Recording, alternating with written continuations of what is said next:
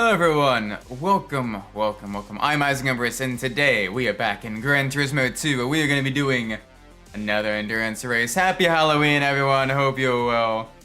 Yes, it is Halloween, and I think because of that, we're going to be doing the all-night endurance race. I think that'll be really a little bit fitting, you know. The only nighttime endurance race on Halloween. I think that is very fitting. Welcome Forge GT, welcome Bloodwolf, hope you're having fun today. Hope you're doing well.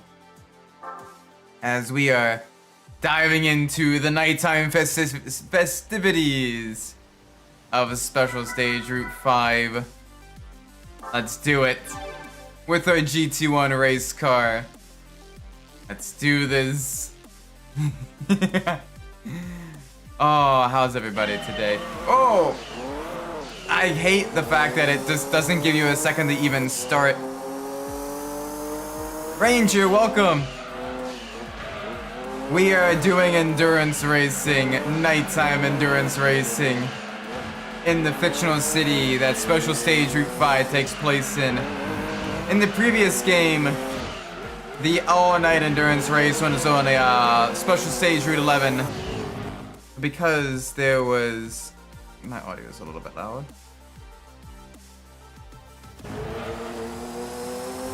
Because it is not in Gran Turismo 2, the all-night endurance race instead takes place in Special Stage Route 5.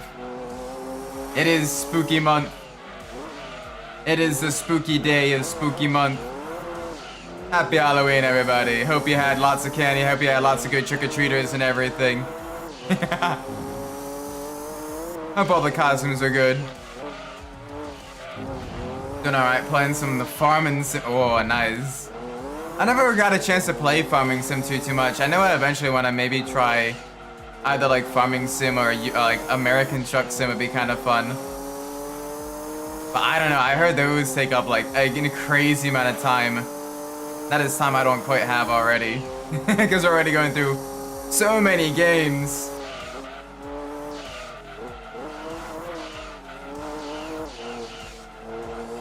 I think we maybe should have gone with a slower car. We probably should have gone with the slower. We probably should have gone with a slower car. Ah, it's alright. We'll do well here. Because holy cow, this thing is rapid.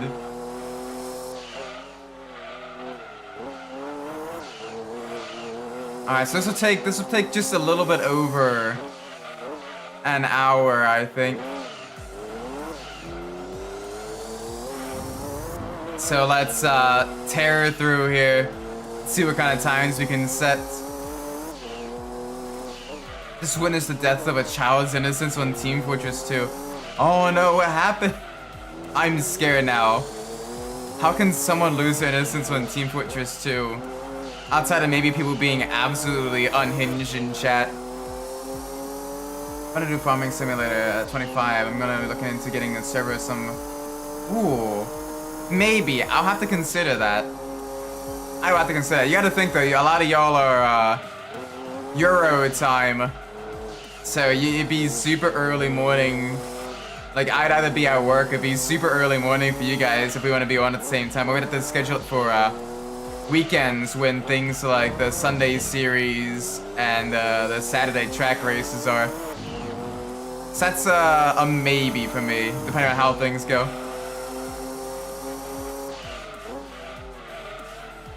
Had a high guy, pretty much telling a kid to look. Oh, man, but don't let kids have their innocence, you know. Let kids have their innocence. Don't destroy it too early for them. Like, come on, that's mean. Bad high guy. May all your marijuana be dry, and may all of your rolls fall apart. May you get the munchies and it be no cookies in the drawer.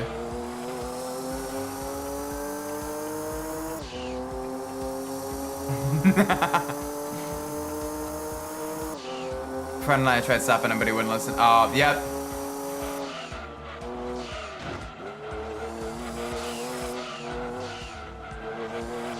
Well, that is bad high guy.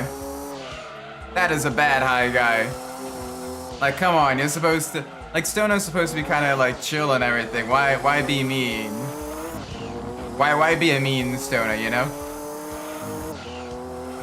Note, Isaac Umbras does not condone the smokage of any herbal substance. What you do with your body is entirely up to you. Positive, negative, that's... I am not your dad. Farming sim does take a lot of time. Yeah, it does. Farming sim, Euro Truck Sim, Car Mechanic Simulator. They're like really kind of chill time waster games. But they're kind of fun as well, where you can just kind of like unwind. Racing sims are different. Racing sims are like... Yeah, they're also time waster games, but they are far from chill. They are very stressful. Racing sims are so stressful.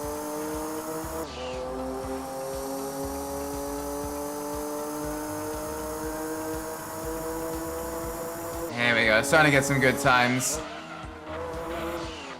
I wonder how long our tires will last on this thing.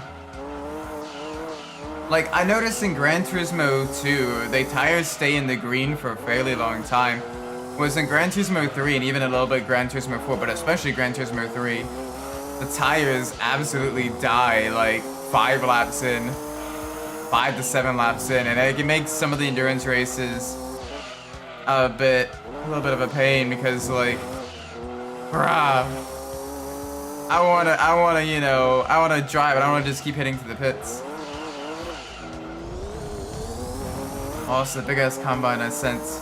Yeah, you mentioned that one's in the new farming simulator. That's pretty cool.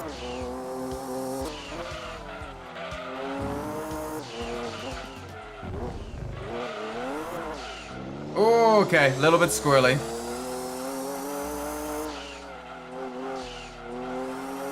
Alright, a little bit of understeer, but we're good.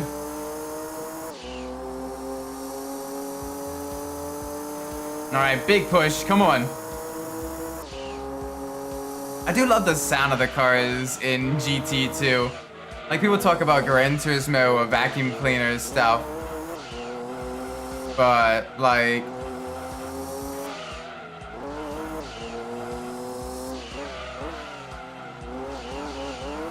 it sounds not terrible. I especially like the blow-off valves on the turbo cars in Gran Turismo 2 and 3. Like, holy cow, it makes the turbo cars sound absolutely like badass.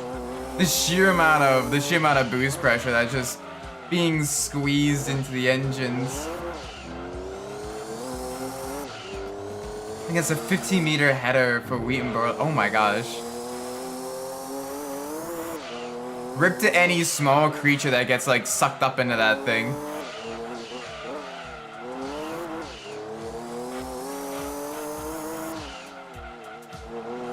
Okay, a little bit of understeer. Gotta find a way to tune that understeer out, I think.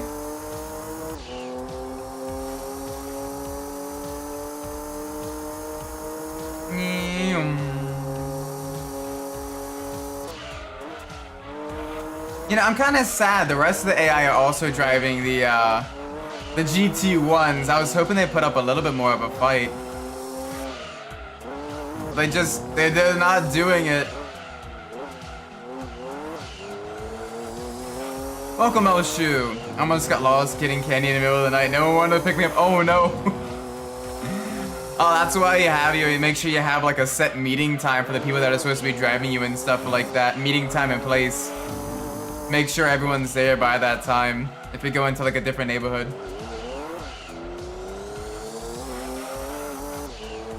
Boy, Traverse is deadly. Yeah, harvesters in general, like farming equipment, you don't mess around with. Holy cow, I have friends that, you know, are involved in like the agricultural side of things. And let me tell you, you don't mess around with certain farming equipment. And grain silos, holy moly. You do not mess around with grain silos.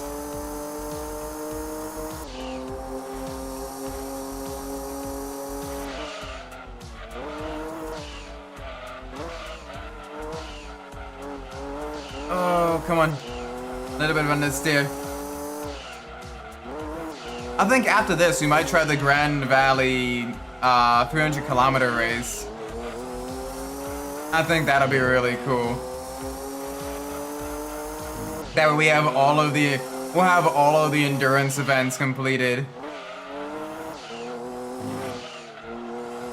Which would be really, really nice. Ooh, easy. Easy, Isaac.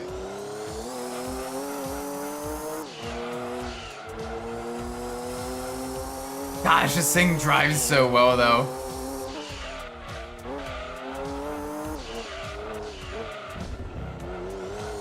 You know, now that I think about it, I think this Gran Turismo 2 is the only Gran Turismo to have an endurance event on Special Stage Route 5. Because Gran Turismo 1 and Gran Turismo 3, the all-night endurance race, is on Special Stage Route 11. And then after Gran Turismo 3, I believe they got rid of the all-night endurance race. So this is the only endurance race that takes place on Special Stage Route 5 in all of Gran Turismo history. Which is really cool to think about, and also kind of sad because the track itself is genuinely really cool. It's just a shame it doesn't get used for the Enduro races.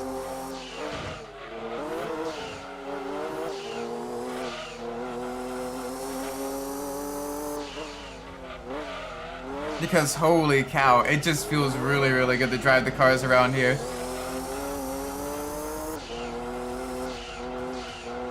Oh, alright, a little bit of understeer.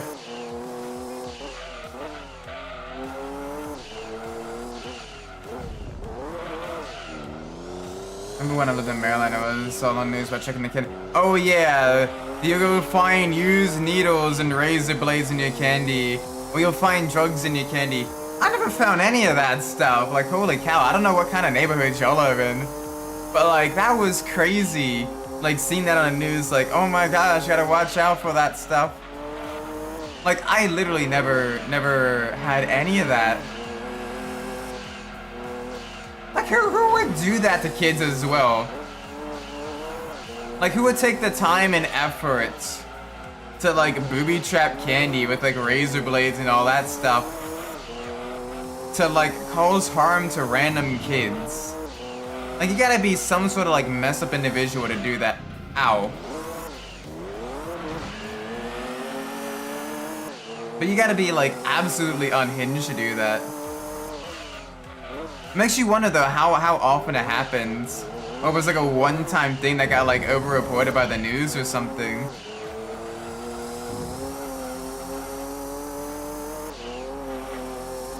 Because, like, for me, Halloween for me is basically get about 200-ish pieces of candy, set up the fire pit, sit by the fire pit and everything, and hand out candy to people, and just relax and chill.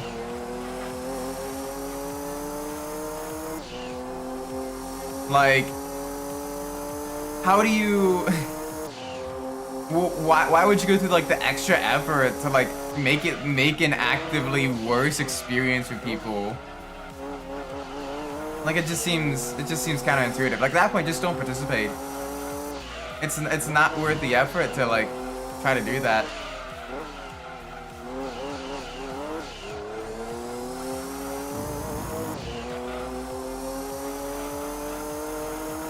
Lived in the good neighborhoods, never saw that. Yeah, for real. But, like, I knew people that lived in rougher neighborhoods, and even then they were like, yeah, we never got any of that. Like, the candy was, you know, smaller and all that stuff, and they had to, like, travel to more houses to get the same amount. But, like, it wasn't common. Like, no one I knew had that happen to them.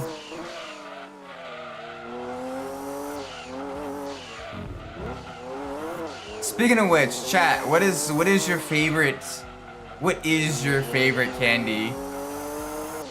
Me personally, I really like the paydays and the 100 grand bars. I really like the paydays, especially, are really good because, like, you have, like, the salted peanuts over top of, like, the caramel, and it just, oh, it tastes so good. Plus, also the paydays, they're not nearly as, like, melty in your hands. I have no idea what your favorite candy is. I mean, there's a lot of good choices for candy, you know? Some people like their hard candy that they can suck on, some people like their gummies, others like some people are chocoholics.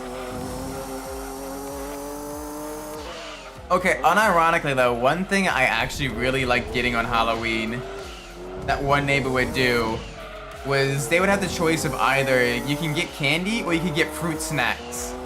And I may tell you, them fruit snacks are really good as well.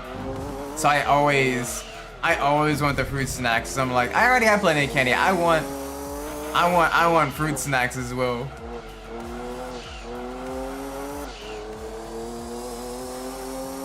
I know what I like, but people outside of your cost crazy. Well, what do you like?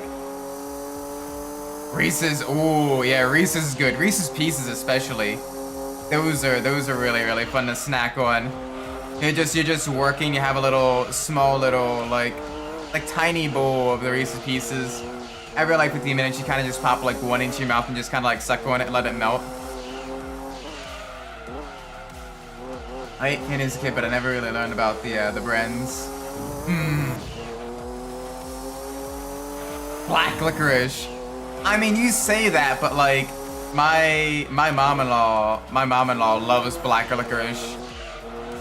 Like that is legit one of her favorite types of candies. She especially likes the homemade style black licorice as well. She really likes those. So hey, more power too. I mean, it wouldn't be made and sold if people didn't like it.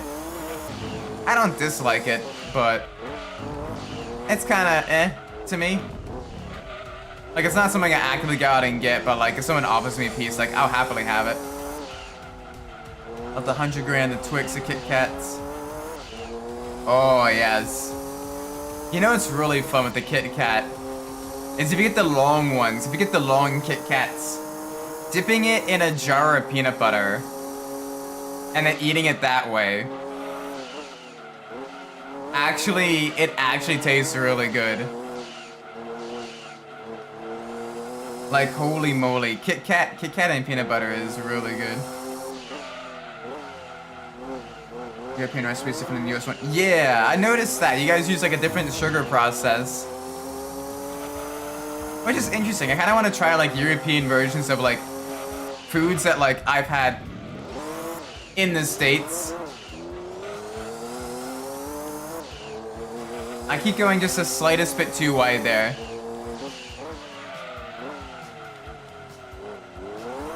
Yeah, the tires are starting to go a little bit. You can see the braking distance is getting a little bit longer. Car's not quite as responsive. The rear is starting to go a little bit more over the bumps. I want to keep pushing though. I want to try to two-stop this. So I need to get to, I believe, I need to get to like lap 17. Yeah, I need to get to lap 17 in order to only two-stop this. So that is the plan now. But yeah, the times are starting to slow down. Granted, that one we hit the barrier, the dividing barrier, which wasn't exactly a smart thing to do, but I was trying to use up every little bit of track. Until the European snack stores. I mean, kind of, but it's still kind of Americanized. It's just more homemade style confectionaries and everything. Like we have here in Maryland we have Bomboys and we have Walkin' Foots, is kind of like the two big ones. And I guess if you're like Eastern, sure, you have Candy Kitchen as well. Candy Kitchen's fudge is really good. But Walkin' Foots does a lot of like your chocolates and everything. They do good stuff. Like if you want a Valentine's Day gift and your significant other likes chocolate, yeah, that works. And then Bomboys is a lot more like your homemade hard candies, and those are really good too. They make the ice cream as well. I like that. Welcome, Miss Midnight. Playing more Angry Birds Star Wars. Nice. How many more levels do you have to go for that? You've been playing that for a little bit now.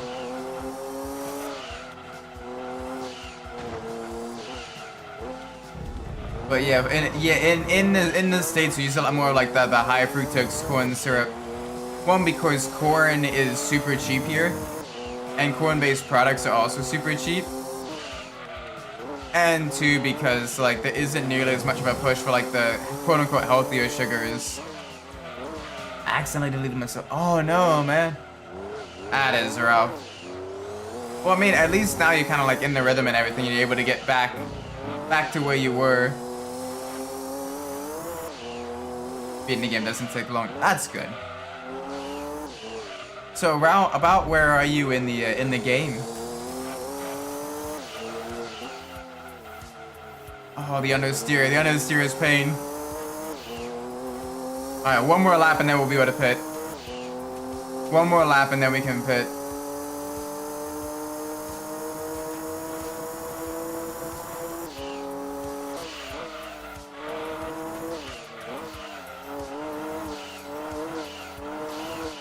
Oh, the understeer. The understeer is pretty bad right now. It feels like the Mercedes after 40 minutes of like what can slam before your tire change. Your fronts are just dead. Your front tires just have no grip left. I'm in the pork side of chapter 4, Rise of the Clones. Ooh, okay.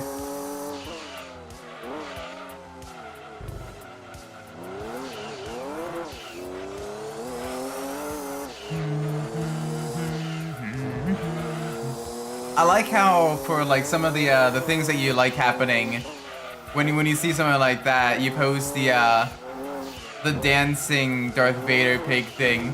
It's kind of funny. I see you post that in like the Discord and stuff like that.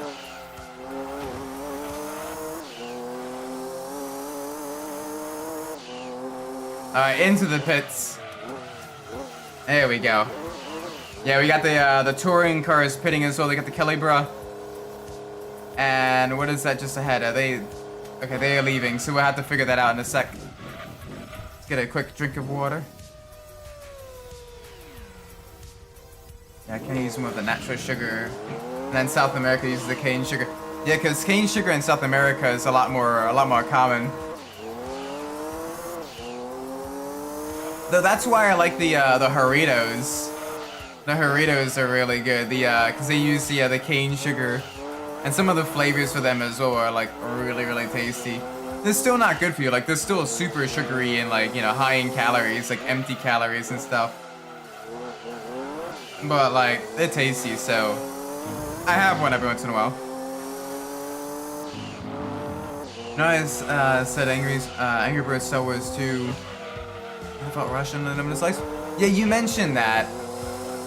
Because like the studio kind of like halted development on it, or was like, hey, we're gonna be, you know, discontinuing this, or something like that. Said they're rushing to get the rest of the Star Wars story out there, which is why so much of it is focused on like episode like 1 and 2.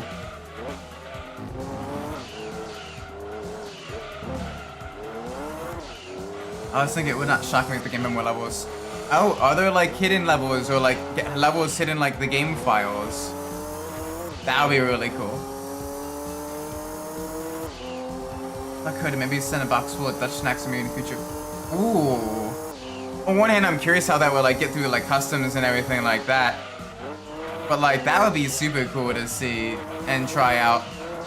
I know there was one like subscription service that let you try like different food from around the world. I'm not sure if that's still around or not. I'll have to figure out what the name of that was. But that would be kind of cool to try as well.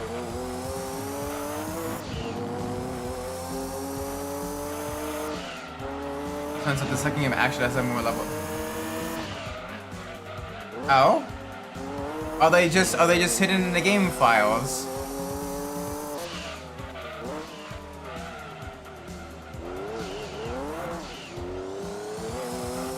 Ooh, okay. The car does not like the bumps after the hairpin.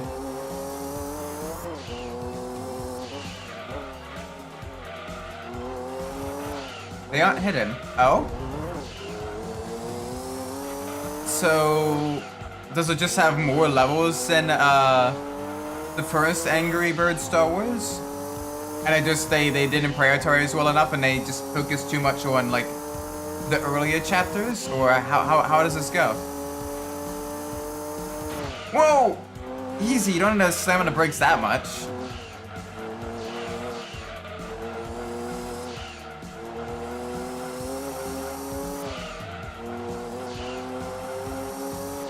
Getting absolutely blindsided. First game had 293 levels. I mean, that's an impressive amount.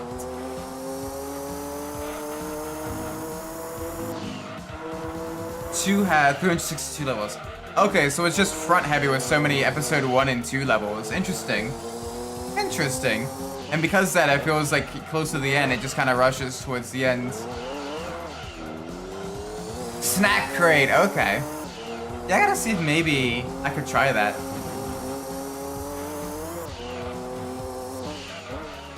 I don't know, I'm always super like suspicious of like subscription services and everything. So I'm like, well, what if I'm getting like just crap and I just sign up for like, you know, paying a couple of, you know, like I'm getting scammed out of a bunch of, you know, money per month or whatever. Actually, because of the 2 chapters, the Word chapter and Master Your Destiny. Okay.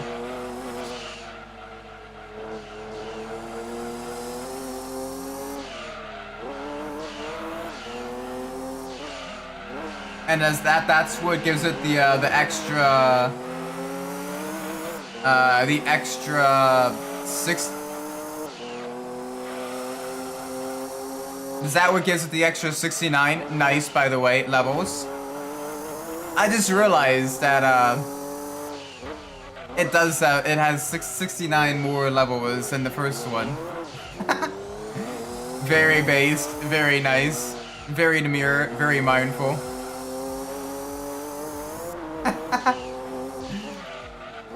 If that was intentional, that's hilarious. But I doubt that it would be intentional. Regardless, though, it is a funny coincidence. Those are the Word chapter based on each of the 56 playable characters. Okay, so then you have what? You have 13 of the Master Your Destiny levels then? Assuming 1 level in a Word chapter per character. That would make sense, right?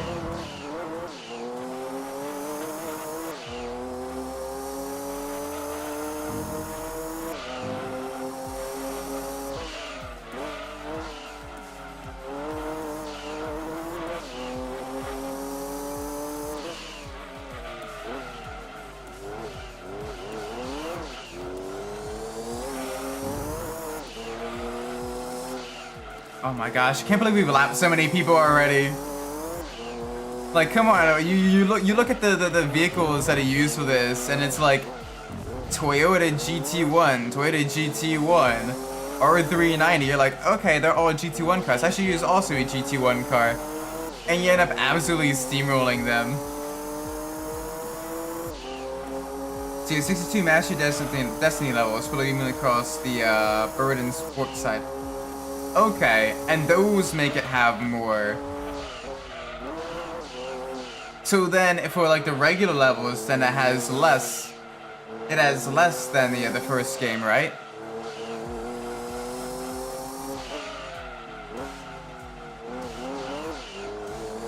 I'd imagine it would have less.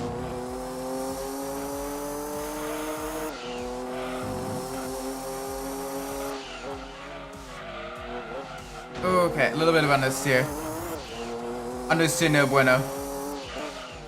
Reach either the chapters. Alright, this is what it'll get good. You can see how front-loaded the game is, or front-loaded the chapters are.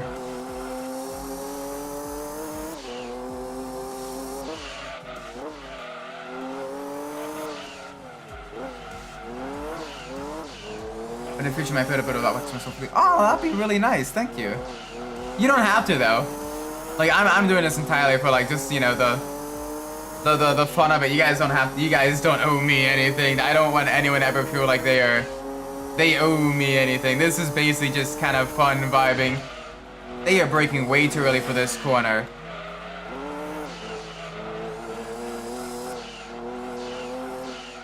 Naboo Invasion, Escape the Tatooine, and Battle Naboo each have 48 levels. Holy cow, so you have...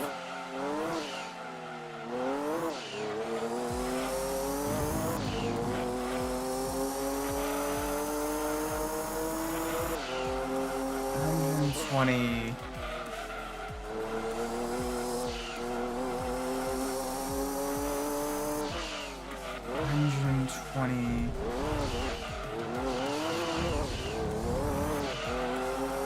144. You have 144 levels based on episode 1. 44 levels based on episode 2. 32 levels based on episode 3. And only 24 levels based on episode 4. Bruh. That is rough.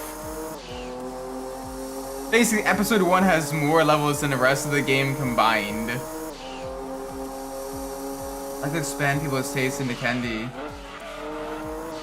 I just need to know what you like and don't like. Ooh, that's a good point.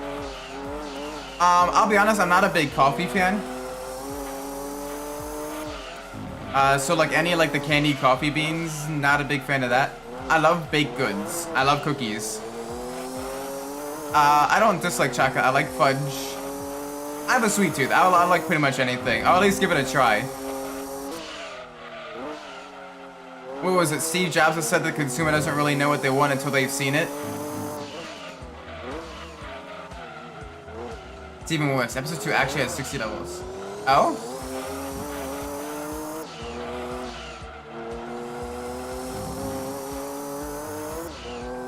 Oh yeah, I like sour candy. Your Warheads and your Sour Patch Kids and stuff.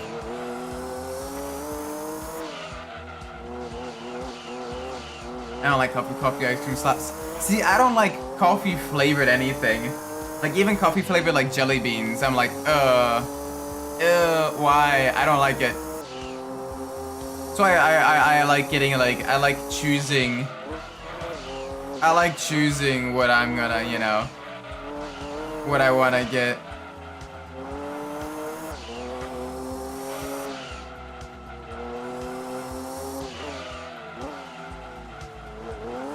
The birds had a revenge of the pork is dedicated to the Battle of Geonosis from episode 2.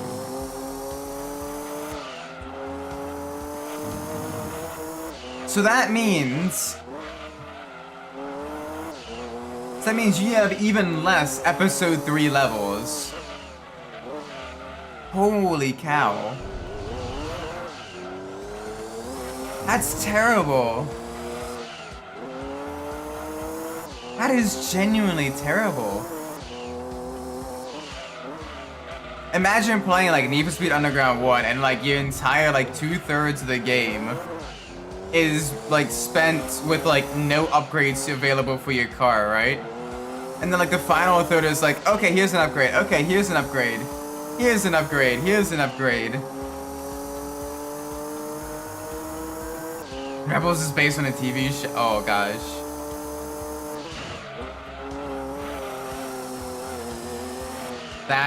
That is genuinely terrible. So you don't even get like good episode 4, you get Rebels. Which I mean isn't a bad show, but like of the two, like episode 4 is just so much more iconic.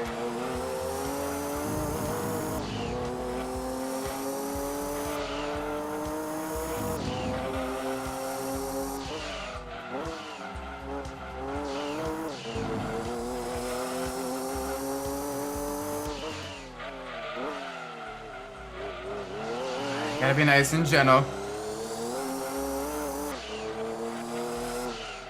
So it's basically episode 1, the sum of episode 2, like the tiniest SparkNotes version episode 3, and then like Rebels. That is... wow. Episodes 4, 5, and 6 were covered in the first game, so we redundant. Fair, fair.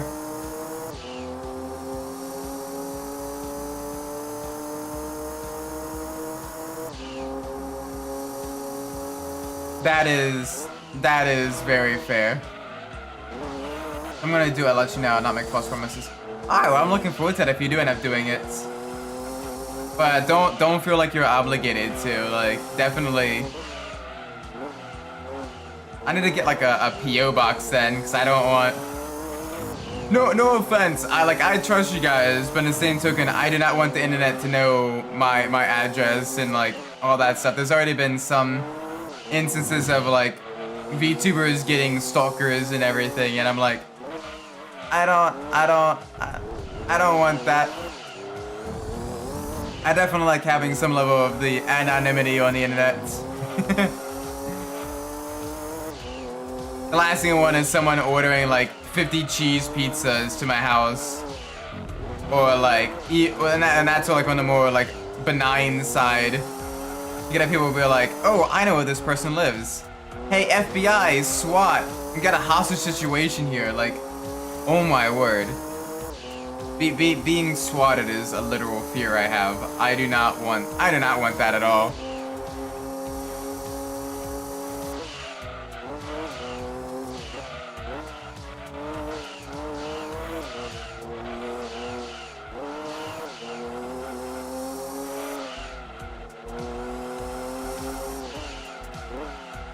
Especially because a guy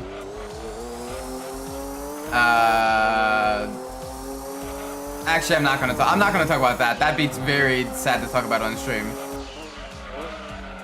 But yeah, there is a reason I don't want my house getting like raided by SWAT or anything like that. I got nothing to hide. It's just they scare me.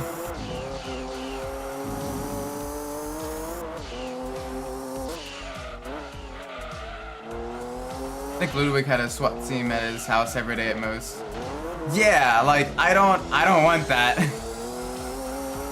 Cause you know, especially like you get like a large enough following or whatever, there's gonna be someone out there that's unhinged enough that would do that.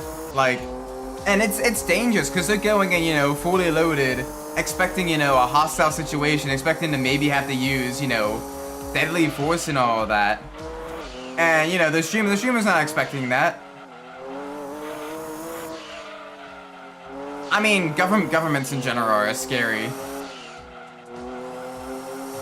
Governments in general are just scary.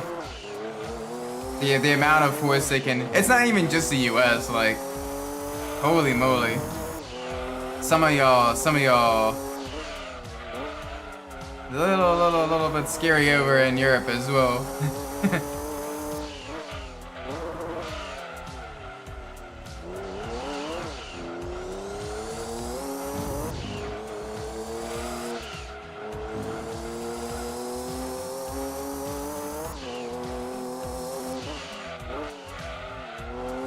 And the amount of cameras nowadays as well is holy moly, little bit scary.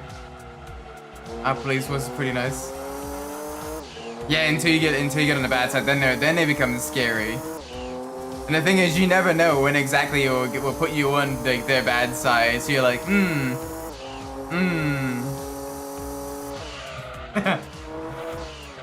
I don't want to dive too much into the politics of policing and everything. But yeah, no, it is scary in general.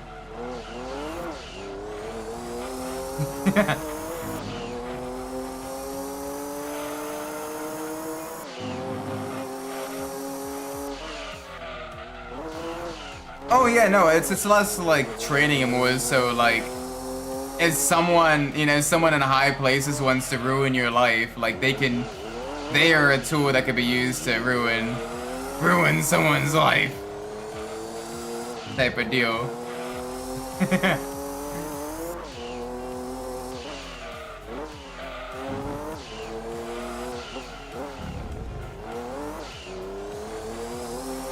But anyway, back to the endurance racing. It's crazy.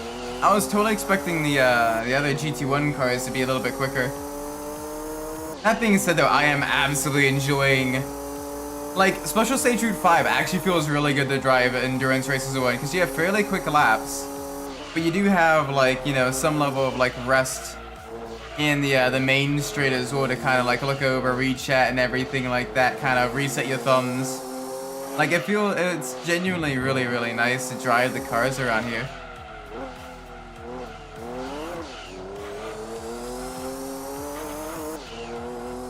All right, two and a half more laps, and we will be pitting for the final time this race. Holy moly, I think we may use a car with a little bit less power in the next race. Because the next one we'll be doing is the Grand Valley, 300 kilometers. And that one I believe uses high-powered street cars. So it may be worth getting a, either like the Venturi or the whatchamacallit, the French car, the Atlantic. Speaking of endurances, uh-oh. Alright, speaking of endurances, let's hear it.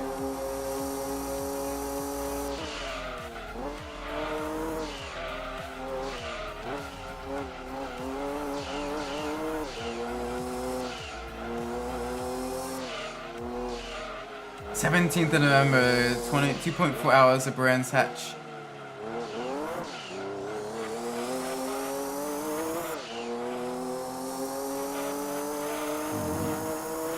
.4 or 24 hours? Cause that'll make a big difference. That'll make a very big difference. Cause I think 2 24-hour races. Oh, 2 hours 24 minutes. Maybe I will have to consider that one. I have to consider that one because that'll be basically like 1 week away from the other 2.4-hour race at Zandvoort. And I wanna make sure like my M2 times are really quick for Zandvoort. Do it as well. Maybe I will have to consider that.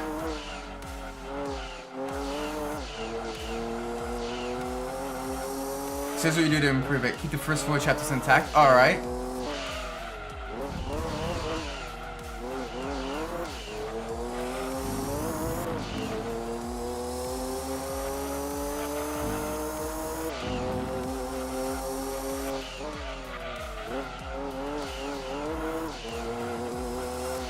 So that's a start.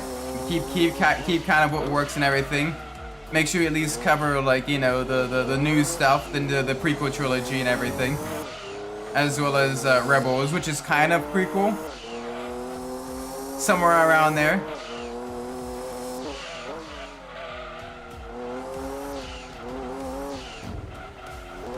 If you're gonna walk the German Shepherd. Alright, pet the doggo for me, alright? Give him lots of good head pats. Oh, the understeer. The understeer is pain. The understeer is pain.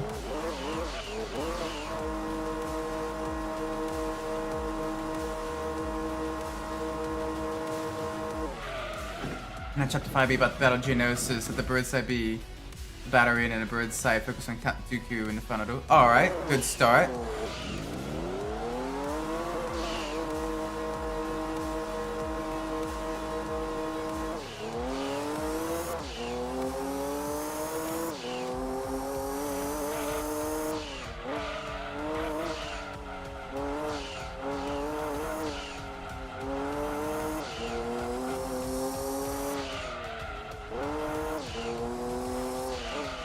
Maybe you could throw in some like Clone Wars stuff in there as well. Maybe. So I'm trying to remember when Clone Wars came out versus when Angry Birds Star Wars 2 came out. Like I think the Clone Wars had been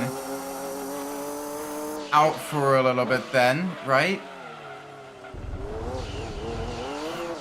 And focus on some of the story missions there. Some of the bad guys there and everything.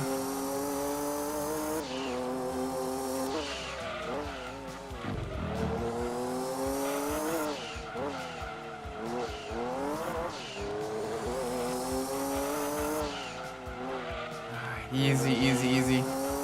The car itself is a little bit on the mysterious side. I think I need to get it a little bit looser. Cause the car just understeers a bit. But oh my gosh, the straight line speed though is absolutely amazing. Reaching almost 200 miles an hour on the main straight. Like, this thing has some really good power.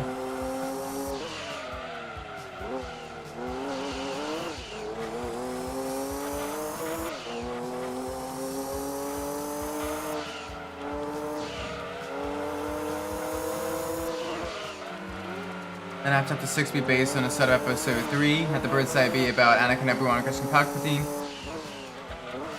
And then the pork side of Grievous. Ooh, okay. Sounds good so far. Could probably even have both of them at the end focus on Obi-Wan and Anakin's battle, but from like different sides of it. That would be really cool.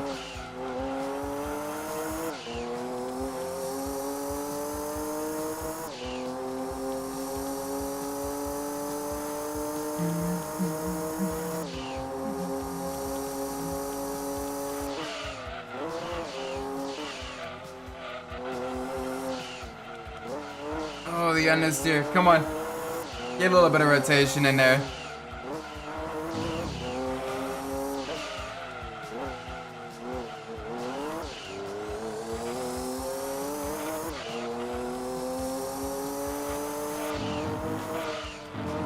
Welcome, Haruki.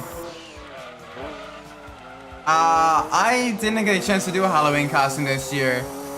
I'm currently working on, I'm kind of swamped at work right now, IRL. And I work, in a fairly busy work environment that wouldn't really allow me to do, costume. By the time I got home, people were already trick-or-treating, so I just set up the fire pit and was relaxing by it. It was nice. What did you dress up as for Halloween, Hunter? What was your costume?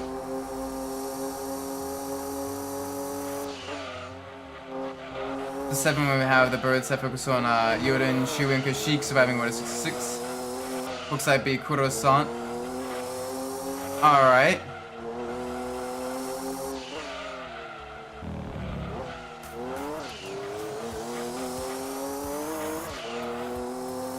How many chapters total are there in the base game?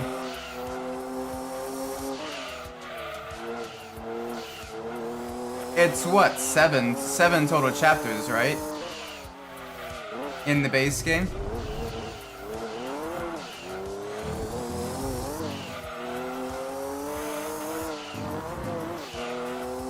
Something like that, right? I think.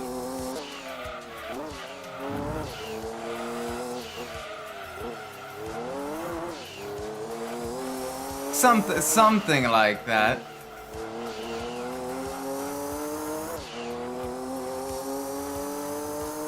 I think there's 7 chapters in that game. Because you mentioned 3, at least 3 are dedicated to episode 1 alone.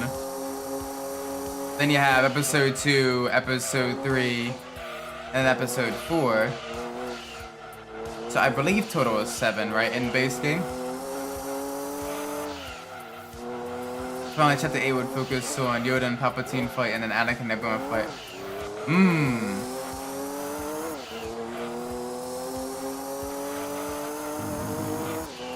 Welcome, Christina. I just got back from the hospital. Oh no.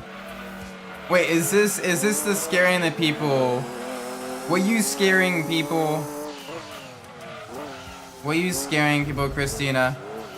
Why were you scaring people? Don't scare people. Most of them probably have heart issues as is.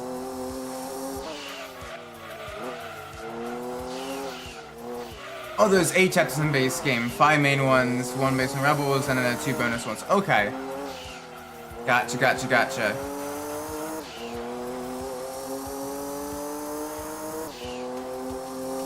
So what would be the bonus levels then in your version of Angry Birds Star Wars 2?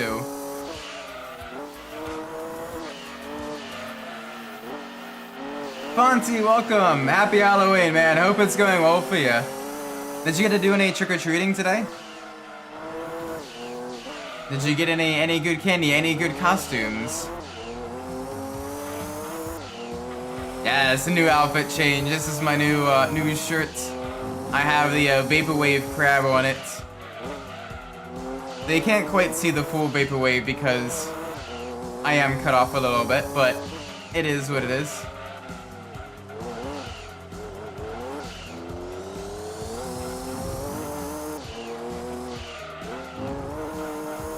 The bonus level is the same, just to add more based on a new chapter. Okay, I see. Kind of have it a bit more balance across the game board as opposed to having it so focused on episode 1. I see. Nothing bad happened. I just dressed up as a Grim Reaper instead of outside terminal patients' rooms. I mean, I guess they maybe appreciated the visitor, but oh man, that's gotta be awkward.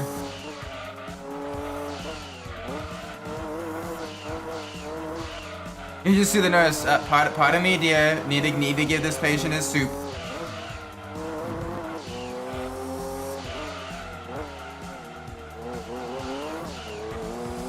You can go haunt someone else's room now. Welcome back. How was the doggo? That's a fairly quick walk. Only about 20 laps or so, if that. So that was a nice little quick walk. Give the little German Shepherd a nice little bit of exercise.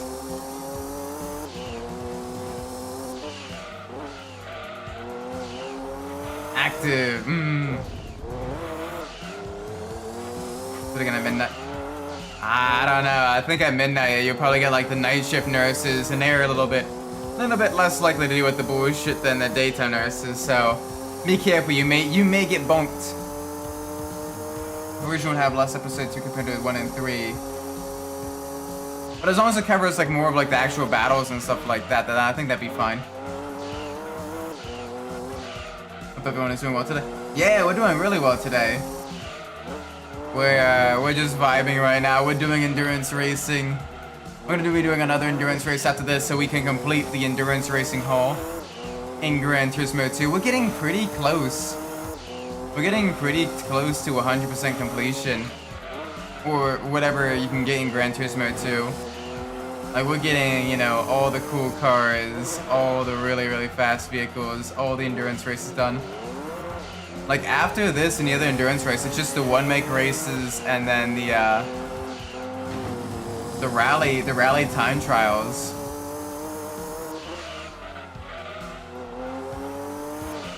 But yeah, we're vibing.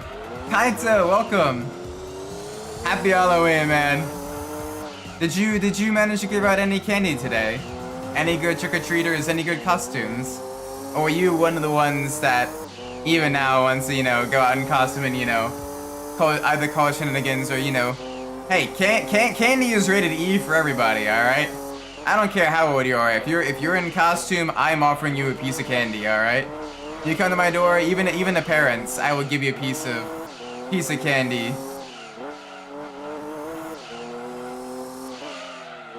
Some parents actually took me up on that.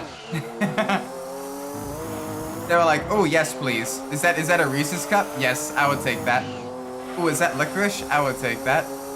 I'll take the lollipop." Like they were some parents definitely took me up on that. Like if you were in costume, you were at least getting offered candy. I don't care how old you are. You could be a teenager dressed up as Scream. You show up to my door, I will still give you candy. You could be a fully fledged adult just enjoying a day where you can cosplay without being judged. By all means, I will give you candy.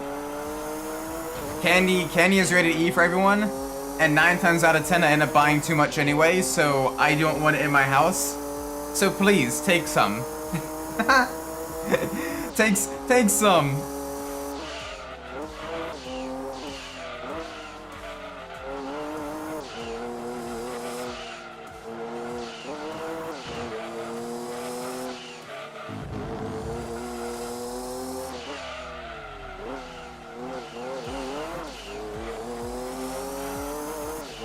Alright, not too much more to go. Absolutely pushing through this. We even got the fastest lap last lap. As... I have something in my eye. Sorry about that, chat. Can't wait, always when it's time. Yeah, cause you in America, you have Halloween, so you get all your sweets, all your candy and everything. Before you're even able to get through the leftovers for that, you have Thanksgiving. So you have, you know, all the big, you know, sweet dinners with your family and all that stuff. And then by the time you're done your Thanksgiving leftovers,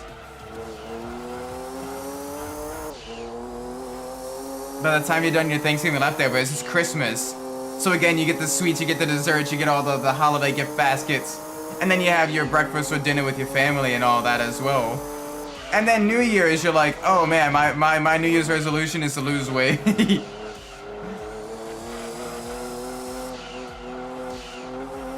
It never fails. I do like Christmas morning though. My wife and I, we head over to my side of the family, and we have homemade French toast, scrambled eggs, and scrapple. If you're not sure what scrapple is basically a kind of like a ground pork slab that you cut up into smaller pieces and you fry in a skillet. And it sounds disgusting, and it kind of is disgusting a little bit, but it tastes so good. Like holy moly, it tastes so good. Like I absolutely love it. My wife and my sister are not a big fan, but I love scrapple.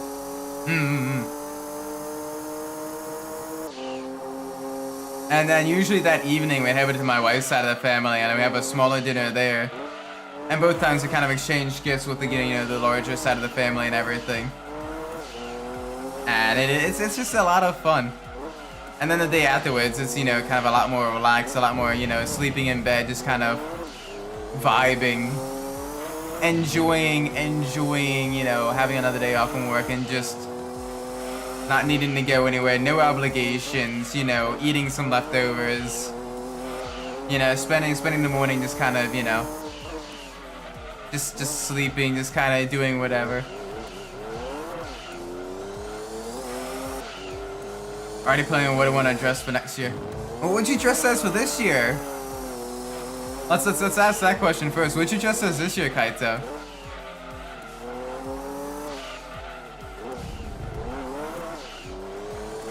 And then also, what are you planning on dressing as for next year? This year you were Ghostfest. Ah, from Scream. Very nice. Very nice.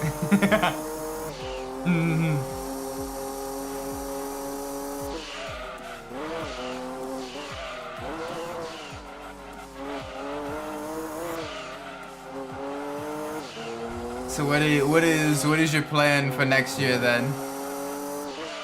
I unfortunately didn't get a chance to dress up this year because I've been swamped at work and everything. So I got home, people were already trick-or-treating. Didn't have enough time to change. Next year it's a certain F1 driver. Oh? Certain F1 driver.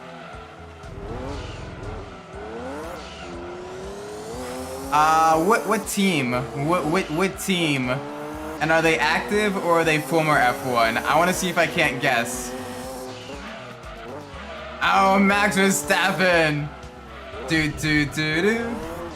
Max Verstappen. Do. In Santiago, it's in Viña del Mar, it's called. And maybe it's due to like a cold front moving into a certain area. I'm not sure. I know in Maryland you get a lot of like the bay of like a lot of wet weather directly from the bay and everything. So in the wintertime we get that freezing rain because the bay keeps it above freezing. But then as it falls over land, then it begins to freeze as it falls. And it makes for absolutely terrible driving weather. But the physics behind it are really cool. My wife this year, well, we're back on the subject of the Halloween costumes. I didn't get to dress up.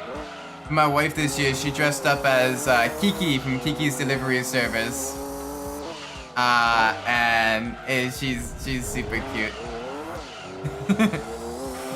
we don't have a black cat to mimic Gigi, but our tabby cat is close enough, so you know it's fine. Very nice. Yes. Yeah, she absolutely loves her Studio Ghibli movies and everything. My mom and my dad, they're in Viña del Mar, and I'm living in a house with my brother. Ah, so they're like on vacation or like business trip or something like that. Ah, wait, that's pretty cool. I wish them safe travels, and hopefully they have some level of warm clothing.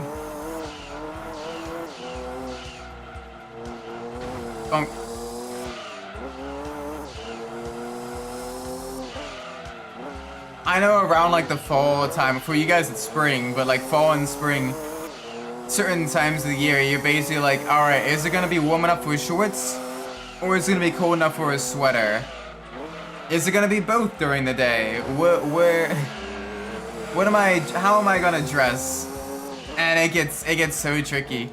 It makes Halloween very tricky as well, because some Halloweens it gets, you know, to like freezing temperatures. And then other Halloweens, it's like today, this Halloween, it was like in the 70s. 70 Fahrenheit, like 20-some Celsius. And it's crazy because like you pack like a warmer Halloween costume and then it gets warm for Halloween, you're like, oh, I'm sweaty, it's hot. But you pick like one, you know, a Halloween costume that shows some skin and everything, and it's like a freezing cold day, and you're like, oh, I don't want candy, I just want hot cocoa, and to like sleep in a warm bed. Like it never fails as well. Usually whatever costume you pick, it's like the exact opposite. At least to me it was.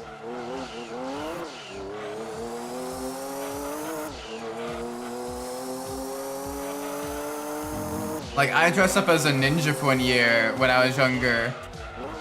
You know, full on like the cotton, like it was fairly thick outfit as well, with the scarf and like, you know, all of that.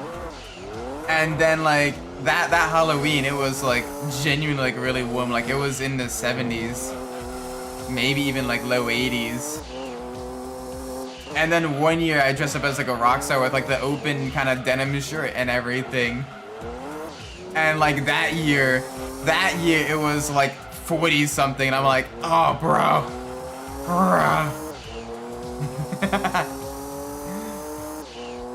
the teenage trick-or-treating years, when you're doing it more so as an excuse to dress up and have fun with like other teenagers in your neighborhood rather than the candy.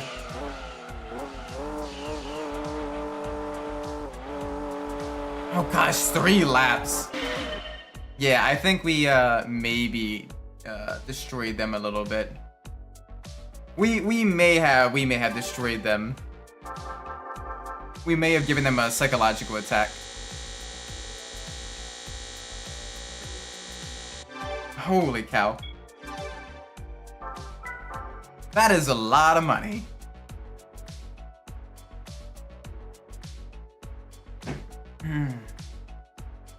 That'd be a really cool power to have. The ability to turn virtual, like, in-game money into real money.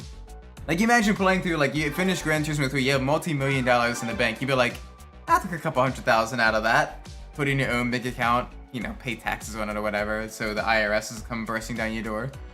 But, like, holy cow. Although, I think that may end up, like, sucking the fun That may end up sucking the fun out of like video games though, because like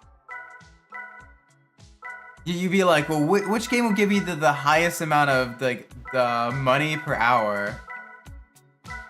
So you're always like trying to figure that out and everything.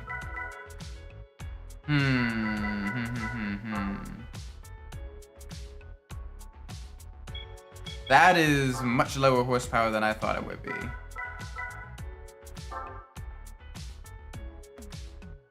How much horsepower? Ooh. You know, this may be a spice pick, alright?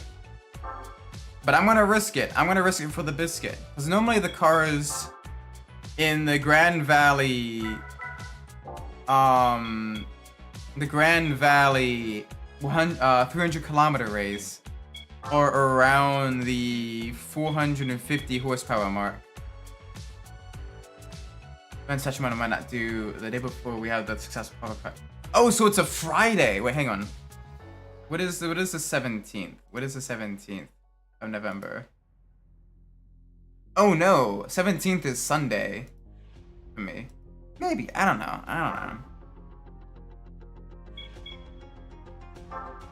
Alright, let's do this. We're in a car with a little bit lower horsepower, but it is maneuverable.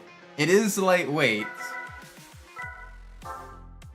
So I'm gonna do this. I'm ready. I'm ready to get absolutely brutalized, but I'm gonna try my best to like make it a genuinely close, good fight.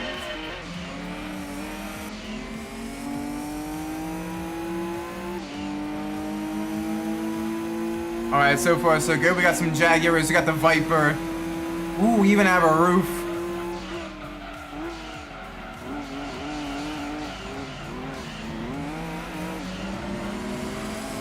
Oh, what is that up ahead? It looks like a TVR. Alright, so we got a Viper, a TVR, Cerberus. We got the roof. This may actually be a close battle. This may actually be a close race.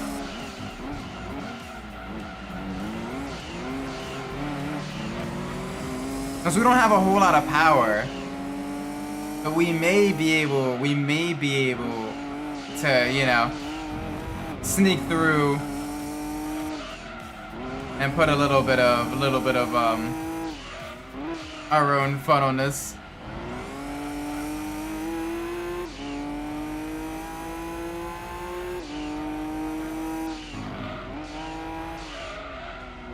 Alright, nice and easy. Right, we got that mid-engine understeer on corner entry.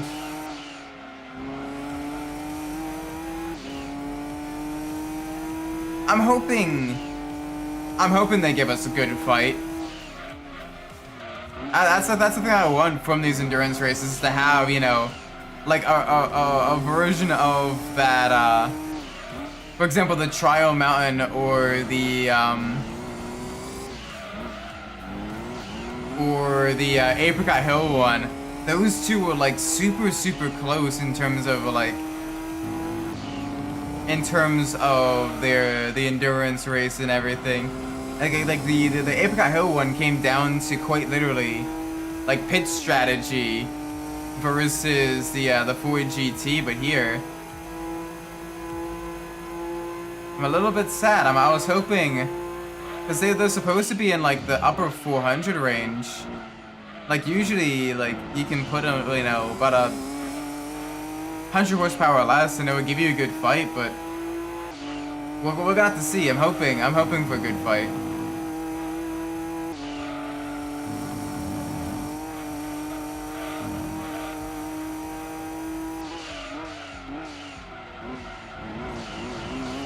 That's one thing about the Gran Turismo games, especially the earlier ones. It's much more difficult to get a car that'll give you, you know, a good fight with the AI over, you know, a long-term endurance race.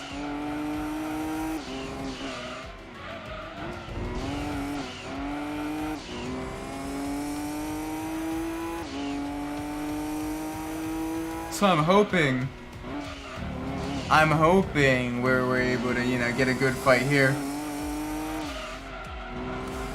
If not, I'm gonna be a little bit sad.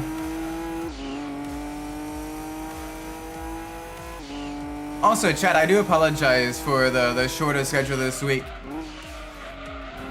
Is that Tamakaira car? No, this is the Nissan R390 GT1 road car. It's a little bit of an homologation special, but it is still a street-going car. Welcome, Petra. Hope you're well. Also, Albert is going to do the Lambo EVT review. Oh, sweet. I'm looking forward to that, man. I am super excited. I am super excited for the next V2.4 at Zandvoort. Mainly because Zandvoort, you don't really get a whole lot of endurance racing there. At least not to my knowledge. So it'd be really, really cool. It'd be really, really cool to see what all happens. Especially with the multi-class of the GT3s and M2s. Like, I think there's gonna be a little bit of multi-class terrorism. But I'm hoping as long as I can stay smooth. And it's your home track as well, so that is gonna be really, really awesome.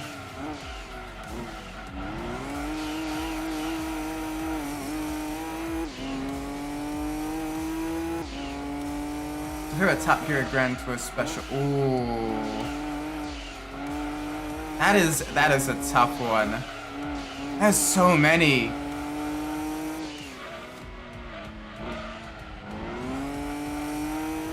Honestly, I kinda...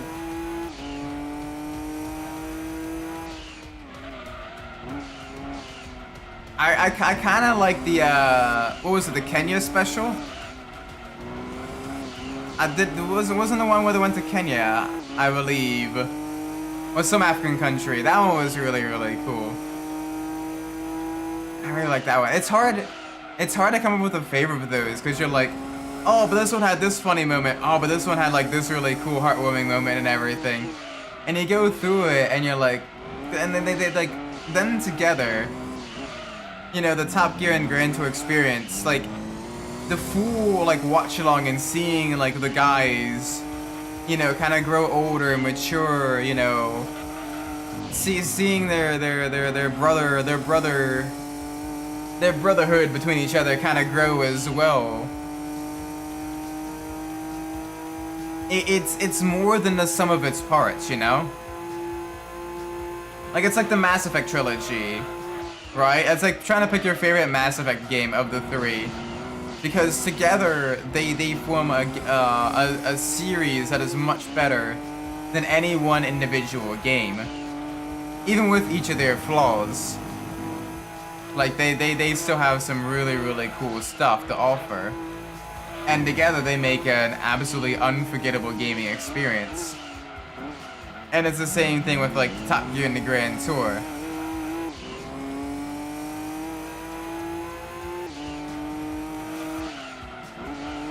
What cars are using especially that you mentioned?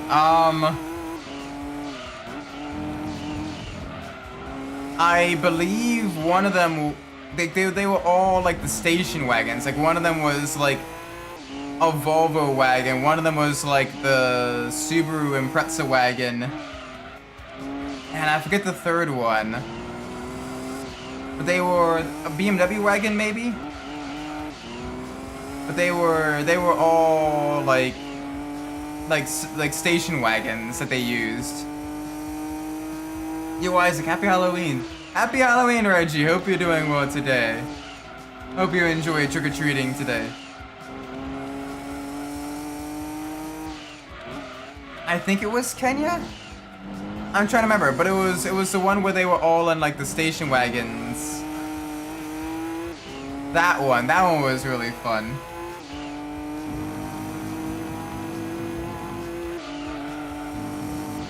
Like, I know one of them was, like, in the Africa special, or the tree must find us was the River Nile. Okay. So I'm trying to remember what country in Africa it was. And I'm like, what was it Kenya? Where exactly was it? But it was, like, kind of more in, like, continental Africa and everything. Yeah, that one was really fun.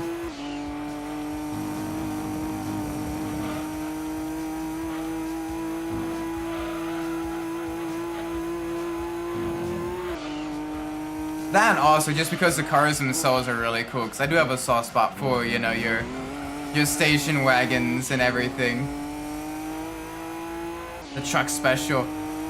Come in, you idiot! You back into the sports lorry!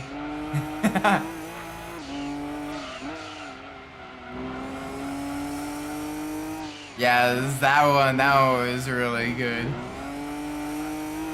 The first special was the Burma special, the trio drove the used trucks and had to build the bridge over the river Kwai. The Saudis, was it the Saudi special? Some Middle Eastern desert area where they were in the Miata, the Fiat Spider, and some other roadster, I can't remember. That one was pretty fun too. Crossing the desert in the open top convertibles was really, really awesome.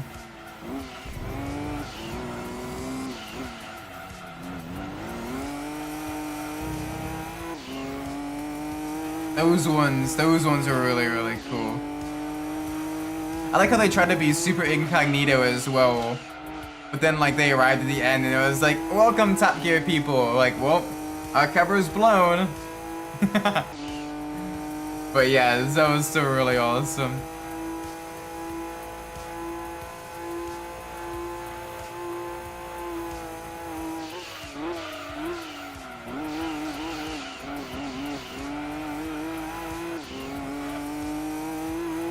Volvo cars with it own. It depends entirely on a Volvo car. Like, for most manufacturers, it depends entirely on the car. Like, most of them are decent build quality, but some of them, at least in the States, finding parts of them is very, very difficult, and maintaining them becomes very expensive as a result. But then for like other Volvo cars, like the 240 is quite durable as well. The 240 is quite nice. I like the 240. Or the American special where they had to flee from Alabama. Yes.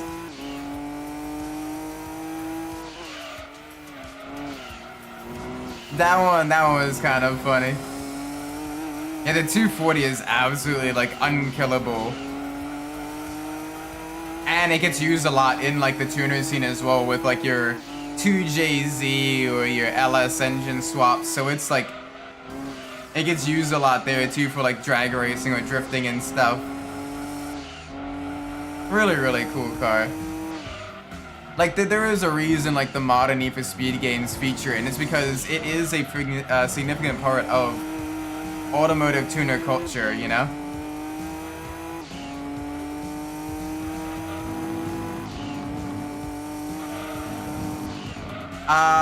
This one may go a while. This race may go a while, holy moly. This'll be fun. I'm doing it though, I'm willing to do it. Hi, welcome Delian. Hope you're well. Right now we are in the final endurance race of the game. Speedy sports cars on the Grand Valley course, the Grand Valley 180 kilometers race. Yes, new shirt. I decided to make myself a new shirt since my my hoodie is in the wash. I've used my hoodie for quite a bit, so now I want to have some outfits I can alternate between and stuff. I want to eventually get some more outfits as well, but right now I at least have one more. I think maybe like once a month or once every other month I might try to make like another outfit. I think that would be kind of cool.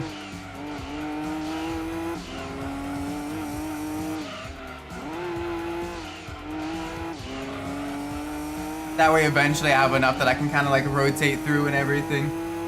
You know, a different one each day or each stream. That way I'm never in the same one more than once.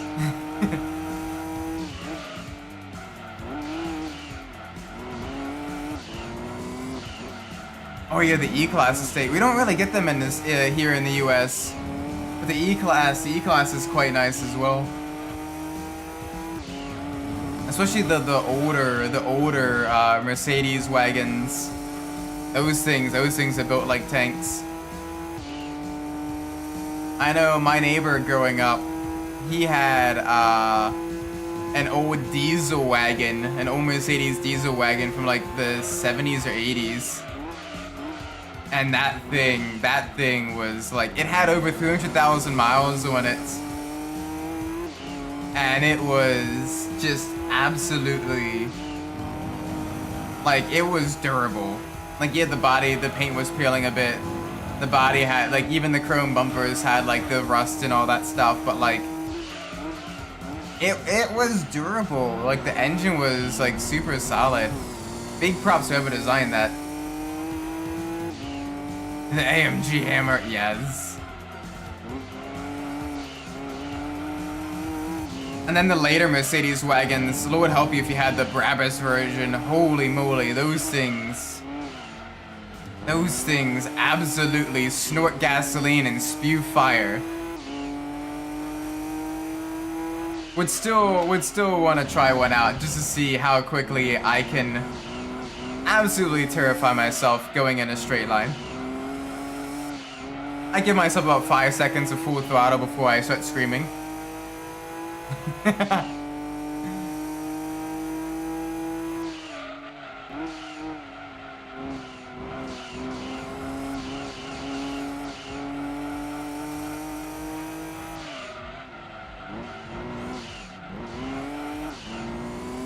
was the S-Class of the V12 engine. Yes, I know. Like Mercedes made some absolutely bonkers sedans in their lifetime. But then, but like for me, I kind of like some of those smaller Mercedes cars, like your 190E, or you know, your Mercedes AMG, or your SLK. I actually quite like the SLK as well. Like I'm kind of sad that we never got an SLK AMG. Like a sporty compact car with an engine like a lightweight engine that's been tuned by AMG would be super cool. Like, you had the BMW, you had the M Roadster, right? Which was basically like the Z3, but like tuned by BMW's M Division.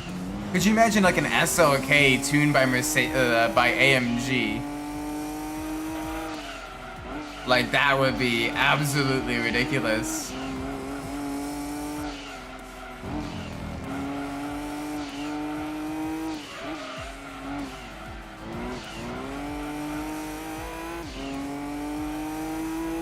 Same with the Audi early 2000s when they were on drugs, because yeah, you had the TT, which was really, really nice, especially the 3.2 liter TT. Those, yeah, you lost the turbo, but you got a lot more displacement and a crazy amount of torque. You had, you know, the RS6, the RS4, the S4 as well. Like, yeah, you had some crazy stuff. The beginning of the R8, like, they just did some really, really good stuff. Pretty much every model in their lineup had a performance variant. The Q7 with the V12 diesel. Yeah, just massive displacement, massive number of cylinders in diesel trim. Like, holy cow.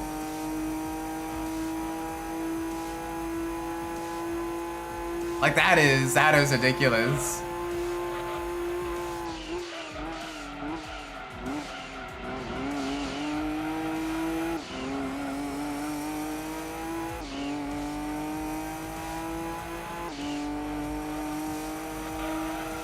Because what? I mean, if they had the money and everything and wanted to, you know, get their brand image out there, and if those things were selling, then yeah, sure. I mean, even Porsche in the early 2000s, like, you had the Cayenne Turbo S, or the Cayenne Turbo, which was like one of the earlier like sporty SUVs. You had, you know, the Boxster, you had the Cayman. You know, you had all these models that were in addition to the 911, which had quite a few sport variants. Like Porsche was doing quite well in the early 2000s. It's a shame you don't get a chance to really see too many of their cars because they had the exclusivity deal with EA. But oh my word, like they had some really good stuff. I think, don't quote me, but that V12s before the LMP1. Yeah, because at the time, I believe like the R8 LMP 900 was gas powered. I think it was only the R10 that they switched to diesel, right? Like the R8 was gasoline powered, I believe.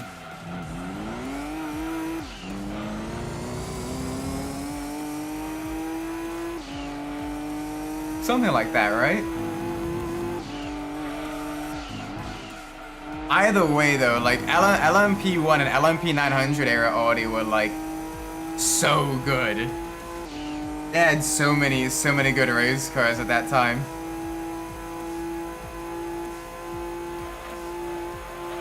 And it's not like the other companies did poorly. Like the Pescarolos, the privateer Pescarolos were very competitive.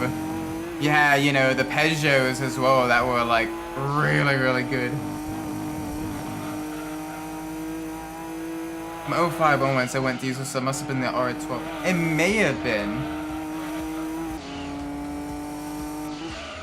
But I could have sworn like up until 2004 they used the R8, so it may have been the R10 that was diesel.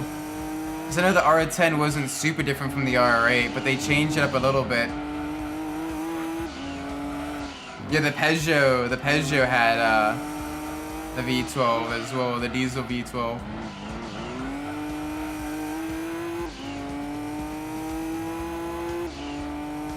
Like before the hybrids became, you know, like one of the metas in Le Mans. Like diesel was the way to go because you could put more, you could get more miles per gallon out of it, or more power depending on how you wanted it to go. Because you had a higher BTU per liter. You basically had a higher energy density in diesel fuel versus gasoline fuel. So yeah, it was worth a little bit of extra weight anyway. Because you could find other ways of lightening the cars.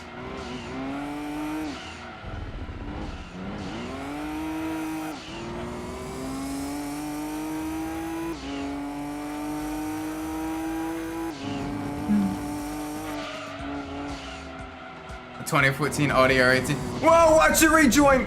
Hold your brakes! You just spun in front of us. Yeah, like mid-2010s LMP1 was absolutely peak. You had Porsche, you had Audi, you had Toyota, all like absolutely duking it out with some of the fastest prototype cars in the world. Like they were so good.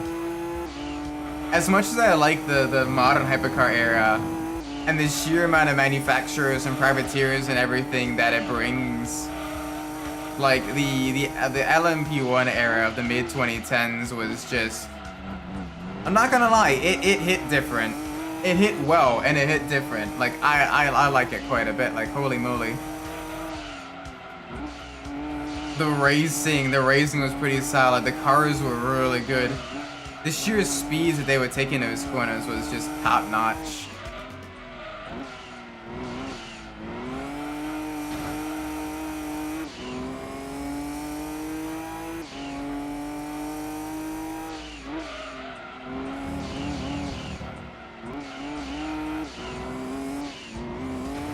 Yeah, I mean, to be fair though, Toyota did give Audi and Porsche a good run for their money. Like, yeah, they never were quite fully in contention to win, but like, they did enough to keep them honest, which, like, big props to Toyota for that, you know?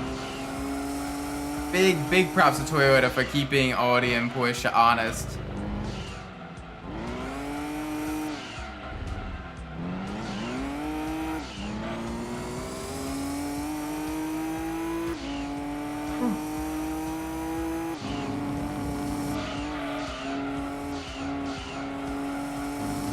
I am quite EP chat. We're gonna push through. We are gonna do this enduro. Alright, yeah, our tires are starting to fall off a little bit. Our tires are very much starting to fall off. Alright, get it back on track. Come on. Let's do 3 more laps and then we'll pit. 3 more laps and then we'll pit. That way we can do a 3-stop strategy. Let's make sure no more issues, no more spinalas.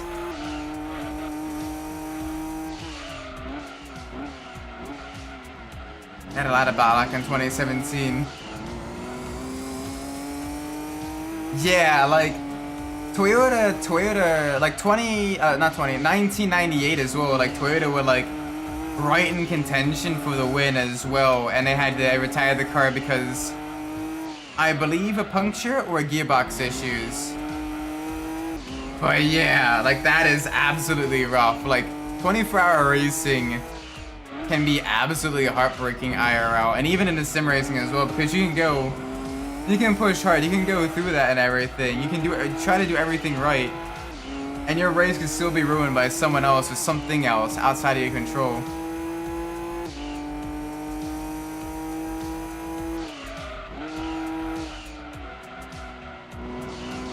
Welcome, Jose. I'll Dodge Viper GT. Yeah, the Dodge Viper is in this race, but we're in the Nissan R390, the GT1 homologation special, and despite it being down on power, it is absolutely tearing up this course, setting down very respectable lap times, very good times. The speed of this thing is very impressive. Alright, 2 more laps and then we went to the pits. So our tires are starting to fade.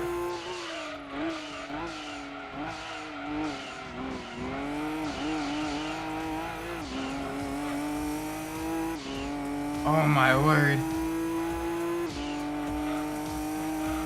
Laguna Seca. Yeah, we've already done the Laguna Seca race. Right now we're at Grand Valley. I absolutely love Grand Valley and the Gran Turismo games. It feels like a genuinely good racetrack that could exist IRL and would host like top level endurance and even open wheel racing. Like it feels like a really good track. Like Gran Turismo would knock out of the park. The fact that this is one of like the OG Gran Turismo circuits as well is just beautiful. Not gonna lie, the Hypercar LMDH class is. Yeah, for real, like, modern LMDH is so good. Like, I'm excited to see what Aston Martin and Mercedes bring to the table. And I'm really hoping we can continue, like, having this class, you know, be absolutely filled with, like, the top tier manufacturers and everything, as well as some good privateer teams that'll just really make the grid just absolutely filled to the gills with those types of cars.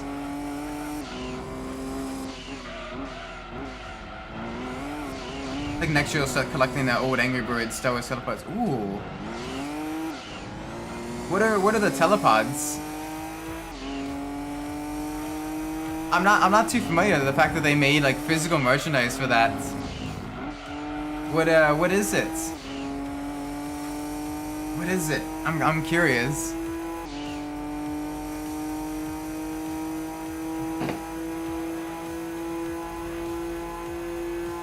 Which needs to come back to WEC. Oh, for real. Nissan's just kind of a shell of its former self right now. Soon, I hope they kind of get under themselves soon.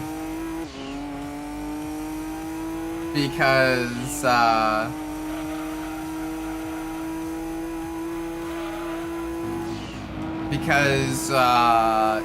like, they do have the GT4 400Z now in the GT America series, that hopefully they get other privateer teams in like IMSA and other GT4 class racing, so that way they can kind of build some money there.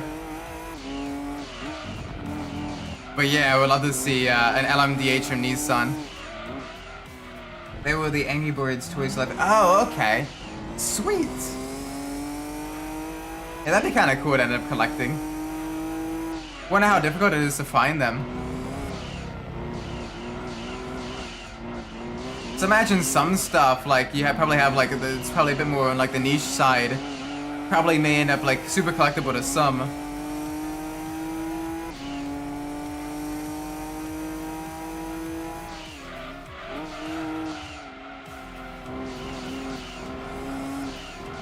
Yeah, we're not in Laguna Seca right now. We're at Grand Valley. We're endurance racing. No license test. Endurance racing.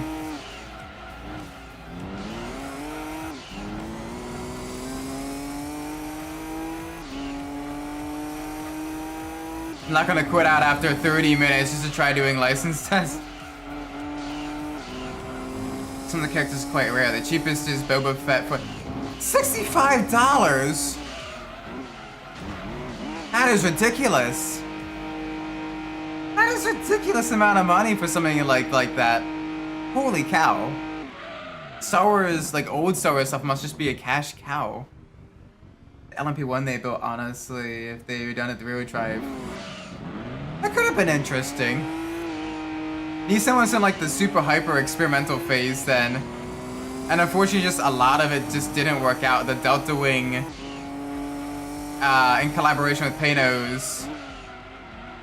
And then the GTR LMP was really strange. I mean, props to them for trying new things, but yeah, it did not work out too well. Most of the characters went to fun. Yeah, it's just expensive. Like $200 for like some Angry Birds toys is a bit ridiculous, I'd imagine. Like holy cow, the amount of money you gotta spend for that. Like that could pay for a whole lot of things.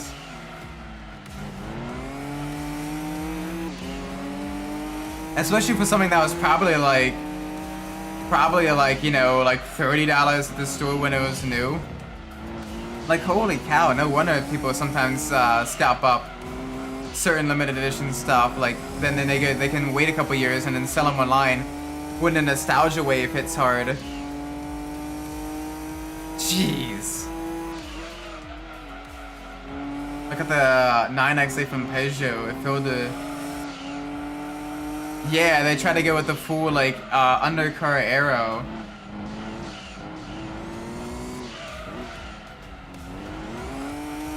But it just didn't work out. A cool concept, but one, it got stuck with the weird BOP because it was so different on the really high speed tracks versus the really low speed tracks. And two, it was really kind of unstable and also really unreliable in the engine. I think I have almost all of them when they were new, but I lost most of them. Oh no!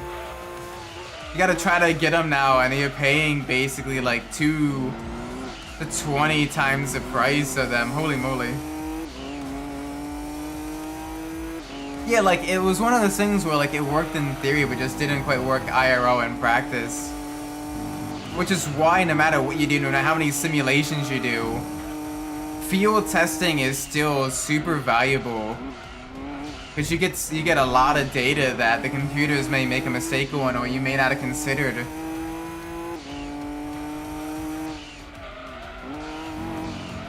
No, but I never had Jar Jar Kit Fisto with a shock trooper. I wonder how expensive the Jar Jar one is. Like, I imagine a Jar Jar one is either super expensive or like really, really cheap.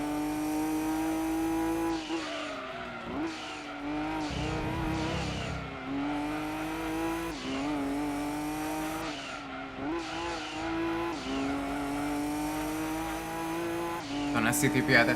Jeez, I mean, you still probably had or have a decent amount.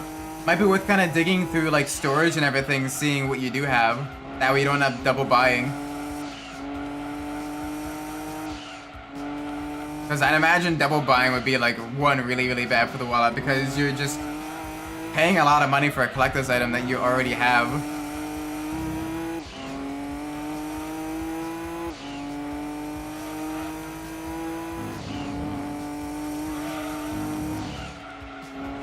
Man, work today was super hectic for me. I'm working on developing an interconnect diagram for a system that we don't even have at our place, and it is very hectic because you're just constantly back and forth with someone halfway around the world. So the hours are like super awkward right now. But it's a fun project. I'm enjoying the challenge, but it is so difficult. Charger's only $20. Even nowadays, people don't want to spend money for Charger. Nobody wants Charger.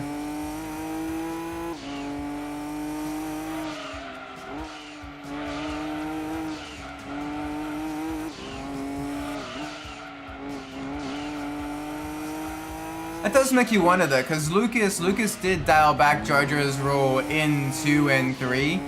It does make you wonder what kind of role Jar Jar Binks would have had in Star Wars had there not been nearly as much of a backlash in Episode 1. Misa Jar Jar Binks. Misa, owe you a life debt, testamented by the gods it is. Misa proposed we give immediately emergency powers to Chancellor Palpatine. So Anakin for $40. That's probably about right. Probably mid-range.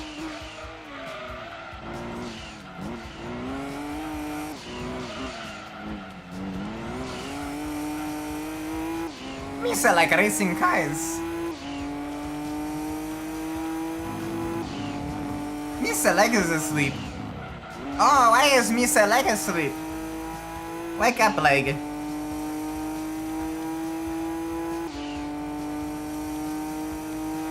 I have to bet you guys. Alright, Russell Bloodwolf. Hope you have a great night. So I've not played too much of like the specialty Angry Birds. What makes Sith Anakin's power OP? What can he do that makes him overpowered?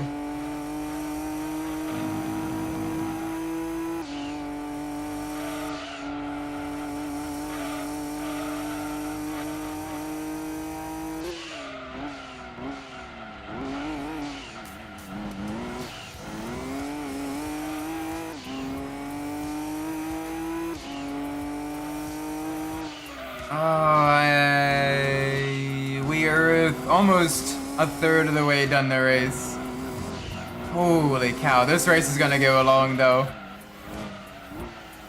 This race is very much gonna go along. But I am here for it. I want to do it. So the Anakin has the ability that makes him force put objects around him and then send them back out violently.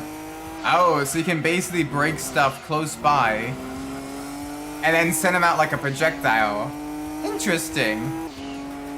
So you break close structures and then you're able to send things out far away.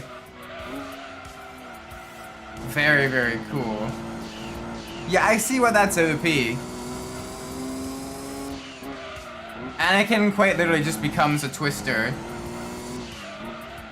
Because with a twister, how it becomes so destructive is you have varying degrees of incredibly high pressure and incredibly low pressure areas constantly swapping back and forth.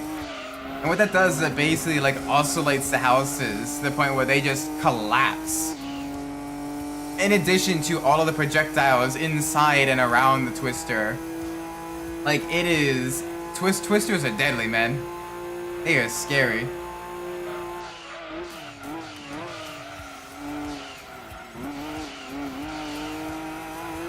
Like, I definitely wouldn't mind living somewhere where it's drier, but I do not think I would wanna... I do not think I would want to live in like Tornado Alley. Tornadoes are kind of spooky. Boba's ability is firing 2 rockets. Are they at least like homing rockets? That seems kind of underpowered depending on how explosive the rockets are.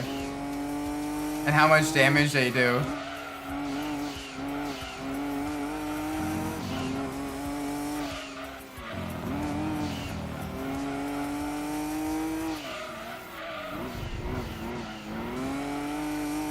They aren't homing. Oh, so they're just.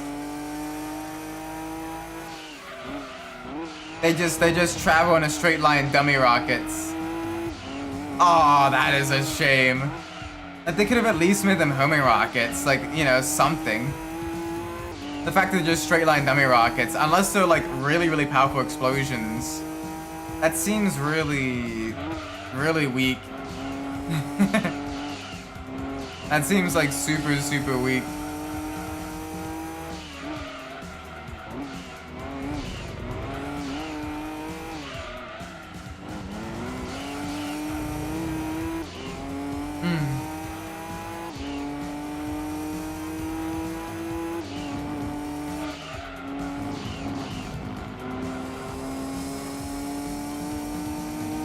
Oh gosh. This race is going to basically go for 2 hours. Chat, are you ready? This is gonna be a real enduro. Got about an hour and 20 left then. We can do this, chat. C3 Pico goes for around $25. That's not too bad.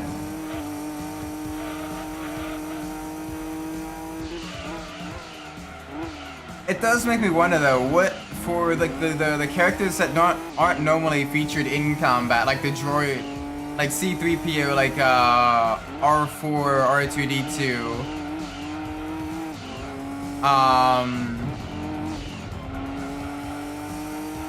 Like, you know, kid Anakin.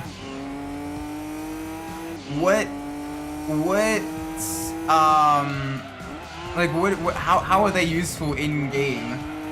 Like what do they end up doing? Like I wonder how C3PO like operates. That's gotta be so weird. Trying to create like an ability for, you know, a robot that's basically there for plot reasons.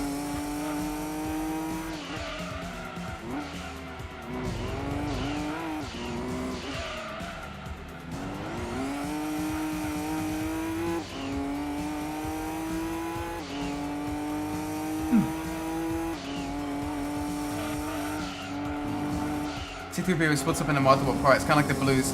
Oh, okay. That's actually kind of useful. That's pretty cool. I like that. I like that a lot. So 3PO splits into multiple parts. R2 shocks any pigs around him. Okay, so kind of like a smaller like explosion. Interesting.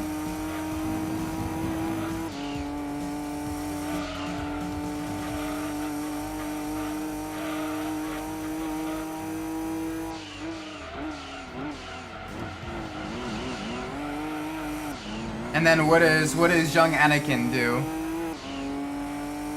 That one's got to be interesting. Trying to create an ability for young Anakin.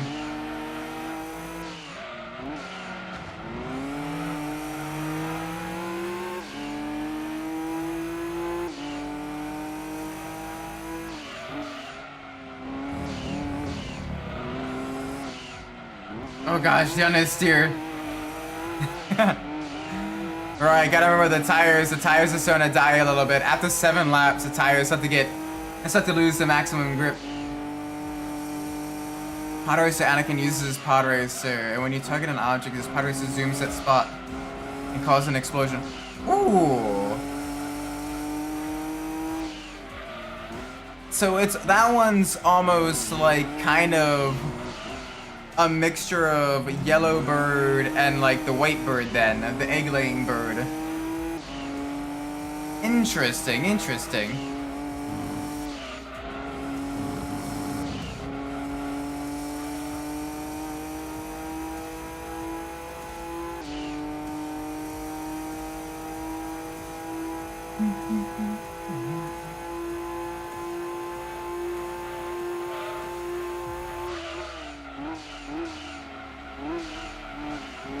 Nice and smooth through here.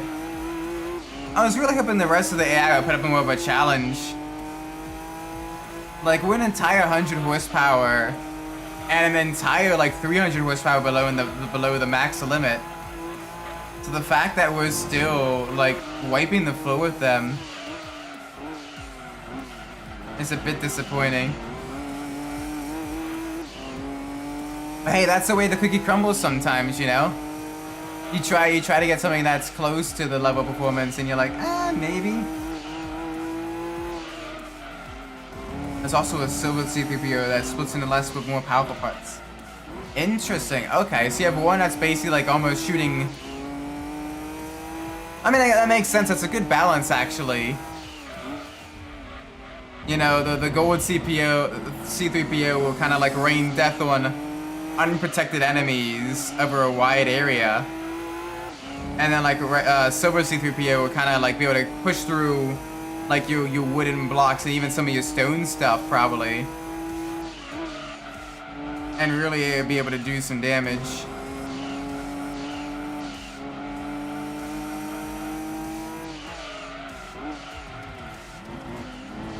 Oh, there's a Jaguar. Absolutely beautiful car. The fact that it's endurance racing is really awesome.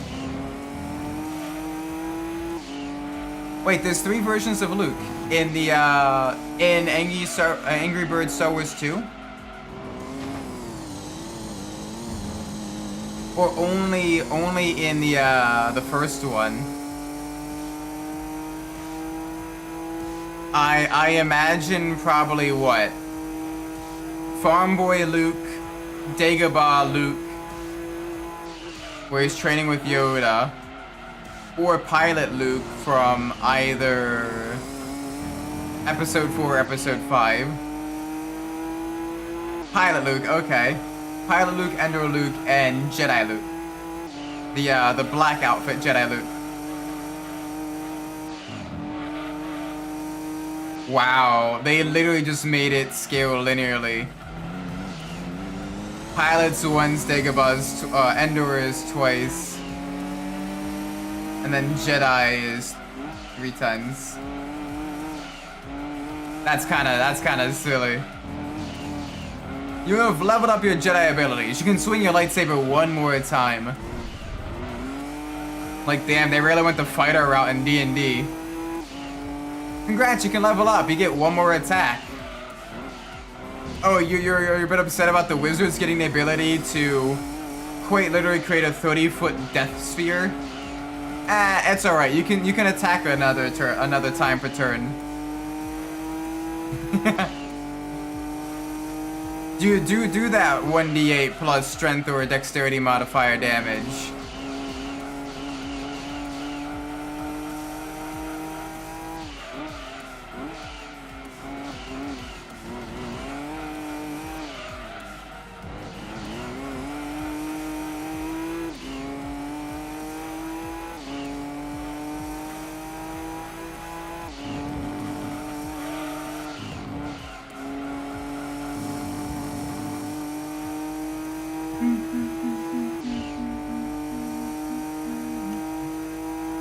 There's an image of a Tatooine Luke telepod, probably meaning he was planned for the game at some point.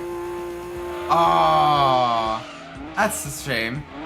So it kind of gives credence to the potential of there being like an episode 4 in Angry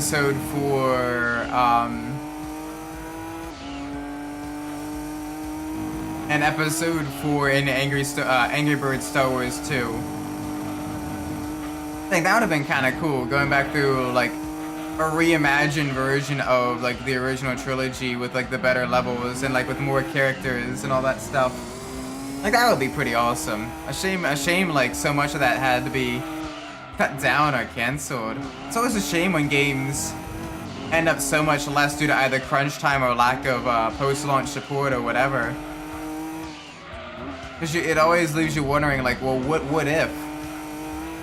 Like I always wonder like what would the post-launch support of like Heat would be, Need for Speed Heat would be, if Ghost Games didn't get shut down so soon after Heat was launched. Because I quite liked Heat. It was definitely a major step in the right direction, I think, in terms of content, in terms of aesthetics. Because of all that. Doubt that they included. Oh, okay. Just as bonuses.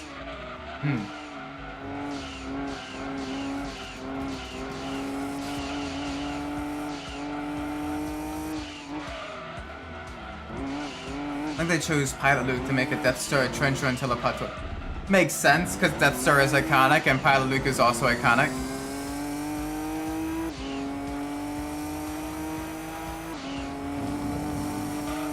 Plus, also, it's, you know, the youngest of the Lukes. So closer in line with the, you know, the timeline of the original, or of the game. The prequel trilogy.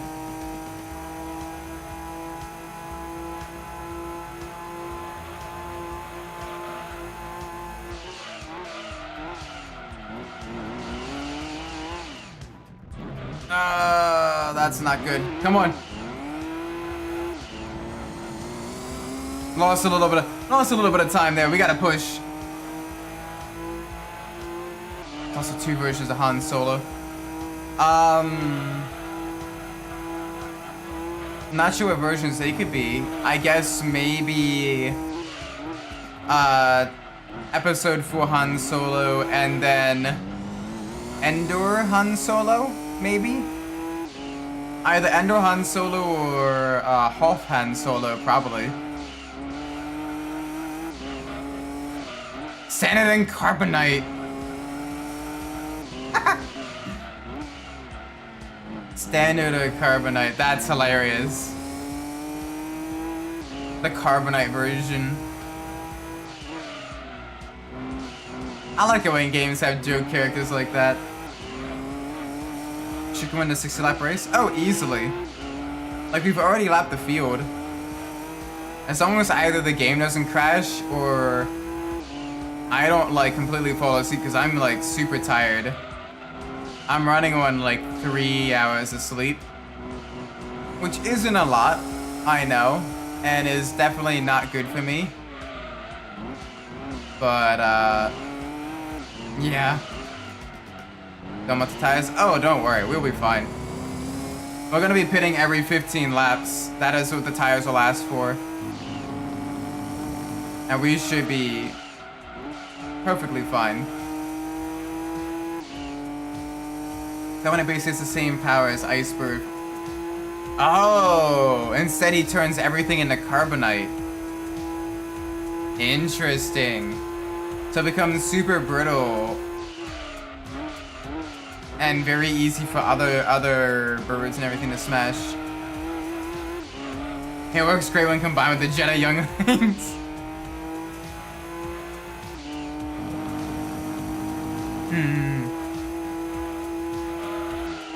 So imagine the Younglings are like very quick and are very good at smashing, you know, like the you know, the brittle stuff, but bounce off of like the heavier stuff. So you yeet a Youngling in there, and it just smashes through all the broken Carbonite. Interesting, interesting, interesting.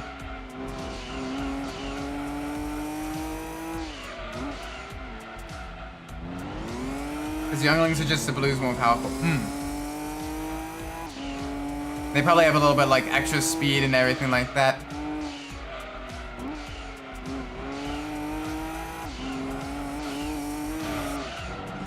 Whoops.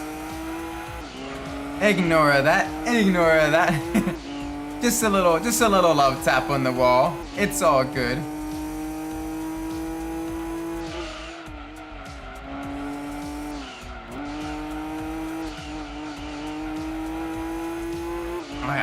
I think we'll be fine. I think we may actually be able to finish within 2 hours.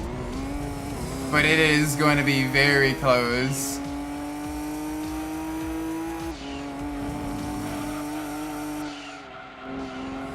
So they're a bit bigger than the normal blues, but... Oh, so they're basically size reds, but with blue powers. Holy moly. Okay, so yeah, that's got some decent... That's got some decent fighting power then. GG.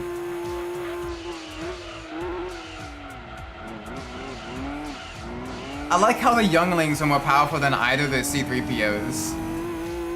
Like, bruh, C-3PO got done dirty. C-3PO got done dirty. Gran Turismo 2, yes! Welcome, Game Over Tapes. Welcome, Faku. Right now, we are in the final endurance race of the playthrough. The Grand Valley, 300 kilometers. And I thought we would be in a close battle for first place, because I'm in a car that's fairly underpowered, but the handling of this is genuinely really good, and the tire saving of this is really good. That is able to absolutely... Did I just join when it's ending? Oh no, not in the slightest. You have probably about another hour of stream content. You were all good, my dude. Right now we are working on completing the last of the endurance races, so almost halfway there. And to anyone I'm talking about, Angry Birds Star Wars, yes. So I've not played Angry Birds Star Wars. I played the regular Angry Birds, and I played Angry Birds Space. And that is it. I have not done any others. 60 laps, yeah, 180 some miles. 300 kilometers, about 2 hours of racing. But it is fun. I'm gonna have you one in the background while I cook myself some burgers and some glizzies. Oh, burgers. I had burgers last night with my wife. It's her birthday coming up. It's her birthday coming up. So last night we had burgers on the grill to celebrate. And I made like a glaze. I made a glaze.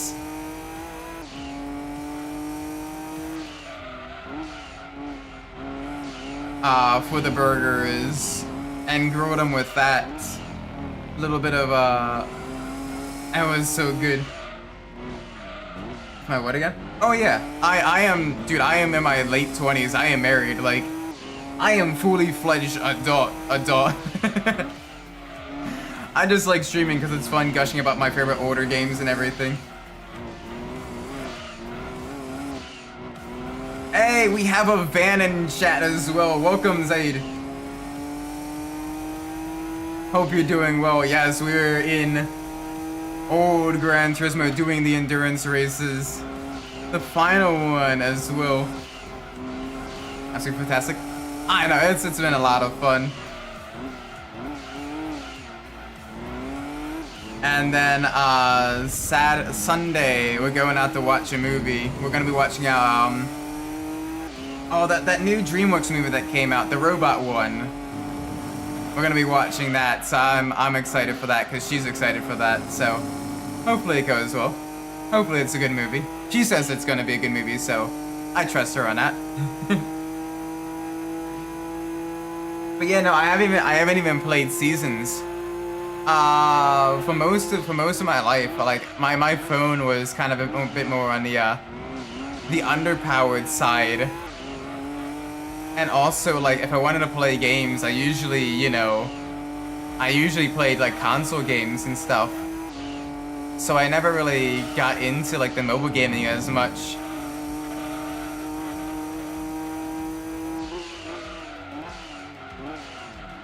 Although the concept of like the Angry Birds games and like the cool different versions of them were really, really awesome. But like, I never got a chance to really play them a whole lot.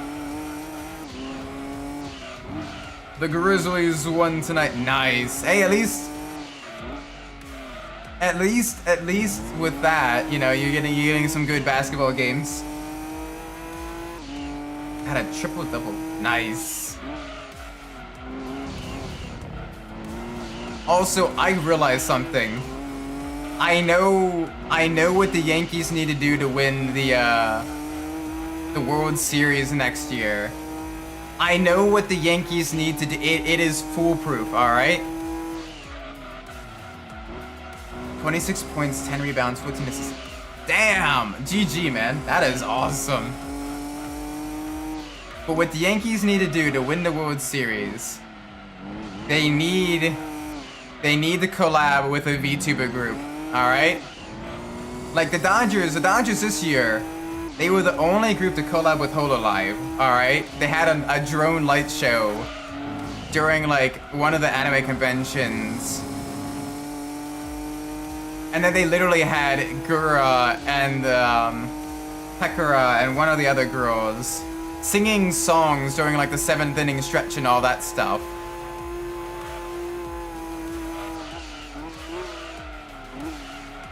So what the Yankees need to do is they need to get like V Shoujo or like a different agency group to collab with them. That would be so awesome. Predators lost. Ah, rip. 1v5. Oh my word. That is a huge score deficit. Jeez, hopefully they're able to do a lot better in the next one, because that is a rough loss. Like that is an absolute blowout.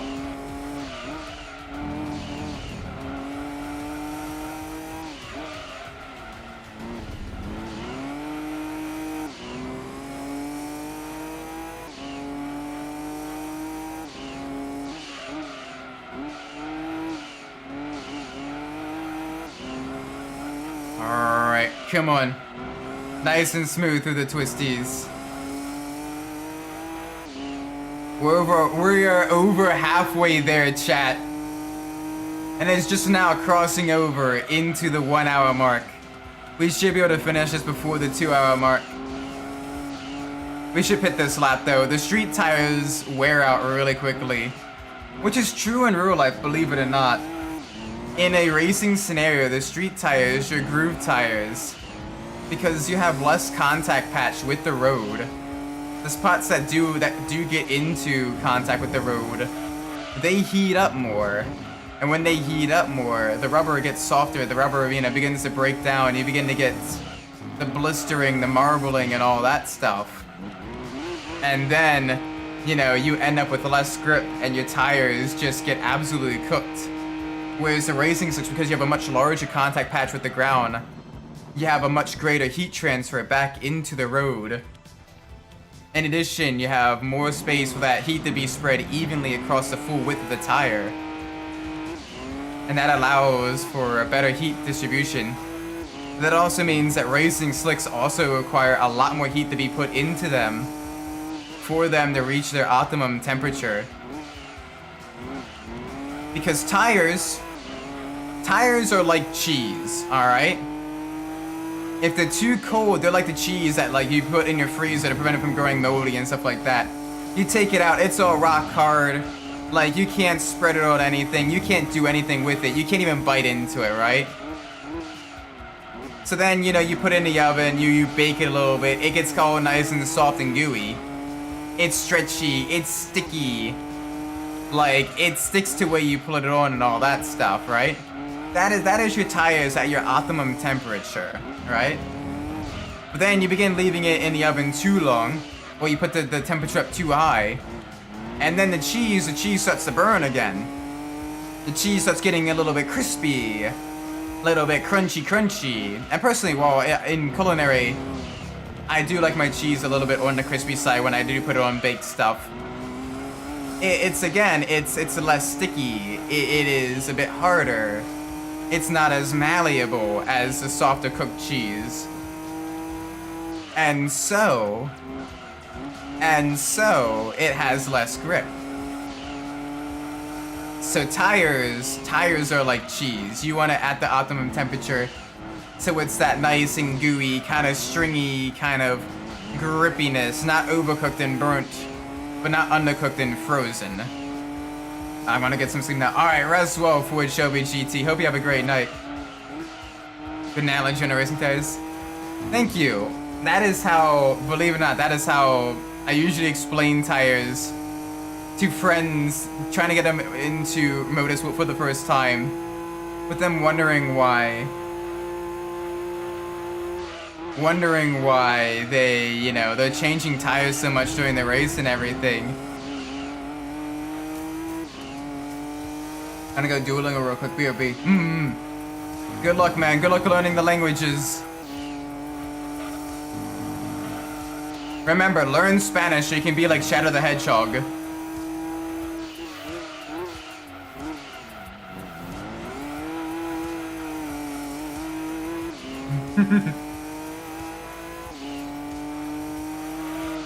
I just love Latino Sonic. Adios.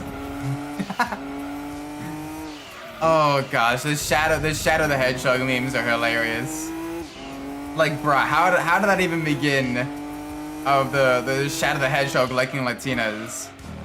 I mean, based, but like also, how did that even begin?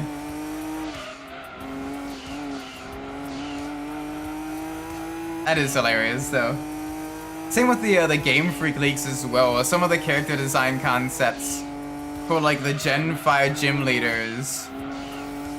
The notes of them are kind of hilarious.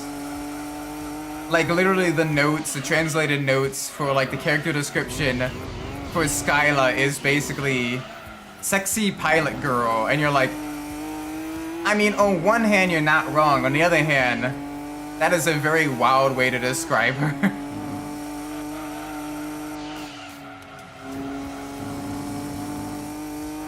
Like, alright.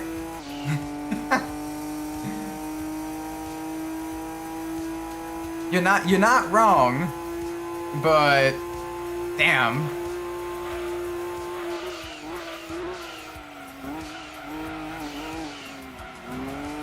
But nah, of the Pokemon girls, so Cynthia, the Gen 4 Elite Four champion, yeah. So Cynthia's quite great. I love to give her Garchomp lots of head pats. And to brush on my English before learning new languages. The Malaysian accent sometimes gets in the way. I mean, accents sometimes make it a little difficult to understand, but as long as like, the biggest thing with like, I've noticed with like foreign language speakers is syntax. Like sometimes they'll, like sometimes it'll be like a word and then the adjective afterwards. So like I ran my, you know, I ran my car rusty, and you're trying to kind of figure that out a little bit. Or like, for example, I work, you know, I'm working in engineering and everything. A lot of the software side of the engineers, you know, they, at least where I used to work, there was a lot of like more on like the, Indian, like Indian and stuff like that. And a lot of them were like H-1Bs and everything, you know, were like first-gen immigrants to the States. And, so like sometimes you had like the interesting syntax there, like do the needful was one that was a little bit interesting. I didn't quite understand what that meant until it basically means, hey, can you do this please? I need you to do this. But like, it took me a couple of times of like hearing that to kind of figure out, oh, that's what they mean. That's what they mean. But then after that, like once you kind of get to figure out like the syntax of like other people speaking as well, you're like, okay, you can kind of figure out, you know, the general gist of what they mean and everything. Which is really cool how that kind of works, how you kind of pick up on like, they use the context cues to pick up on like what people mean, even if what they're saying isn't quite how you usually say it and everything.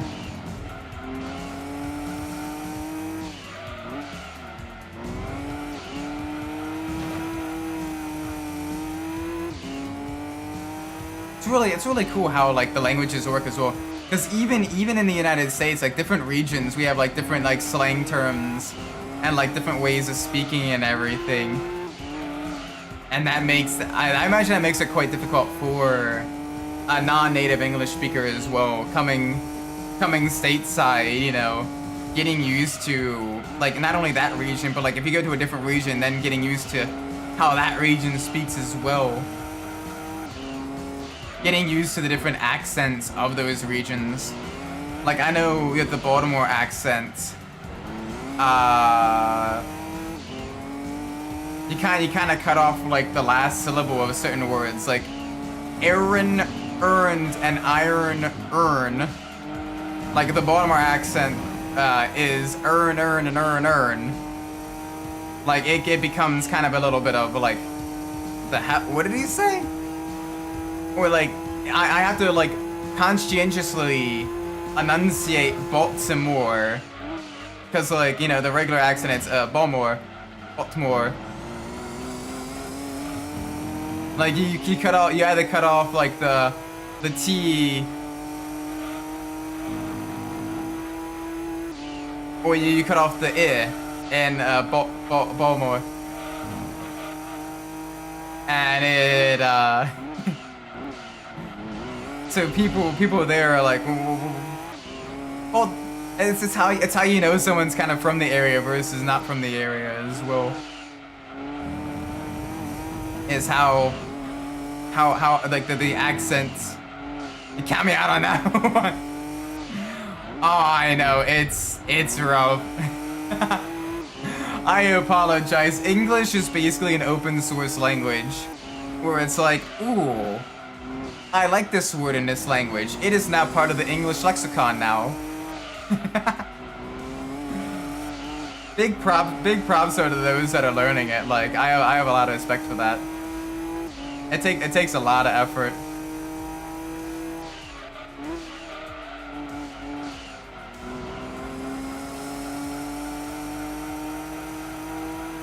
Like, I am pretty much monolingual. I can read a solid amount, especially given contextual clues.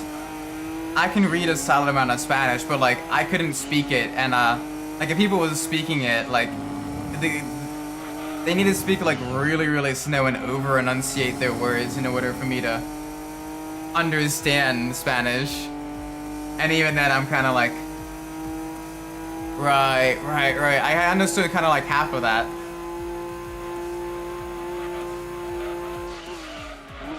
But I can still read a solid amount of Spanish though,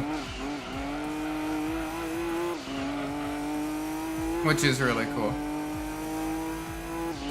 But yeah, I need to brush up on my Spanish. It'd be fun to like relearn the language more and maybe get at least, you know, a solid grasp of it. I probably won't ever be able to be fluent in it, but at least be able to get like a solid grasp for it.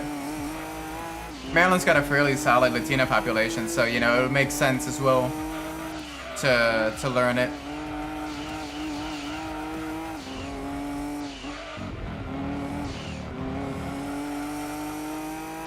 Oh, we're getting close to 2/3 of the way done, chat. Getting close to 2/3 of the way done. 24 more laps. We are basically 60% done right now.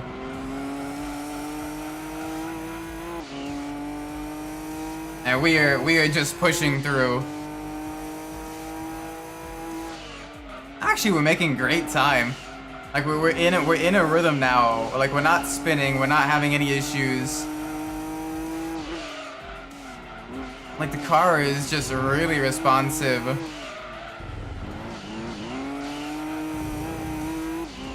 Like it feels really good to drive too. Next time we play this game, we'll be doing some more like the rally racing, and then some of the one make races as well is the plan for that. As that is all we will have left is one make races and the rally races. And we got a solid amount of one make races. We still have most of the European ones. We still have some Japanese ones. Like I know we still need an NSX. We need some of the American ones as well. So it's gonna be an interesting push. trying to get the last bits of the game complete. We may have to grind up a little bit of money, but I know how to get money easily in this game. And I mean, this one here, this track, this race will give us, I believe, 500,000. So that'll give us plenty of money to help us along with the racing modifications and all that stuff. So I believe each racing modification we'll make race alone will cost us a little bit over $100,000 in game. So that'll take a little bit of time.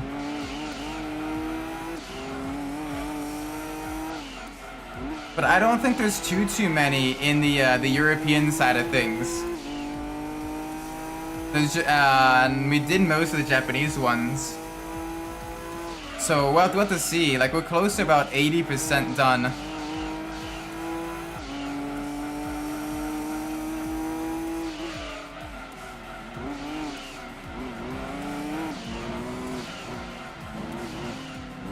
Alright, we gotta work our way through the back market traffic.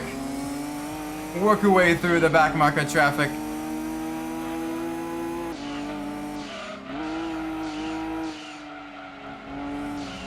Oh, don't spinala. No spinala. There you go. Alright, the Jaguar entered the pits without a spinala. He got close though, he almost spinala'd. Almost spinala there. Dang! Alright, the TBR is actually really quick in a straight line. But it keeps running wide on the hairpins. So it struggles on corner exit. And we're able to gap it. We are taking it to Gapplebee's.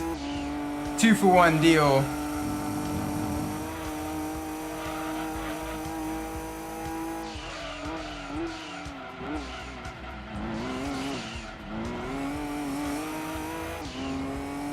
Two-for-1 Gapplebee's deal.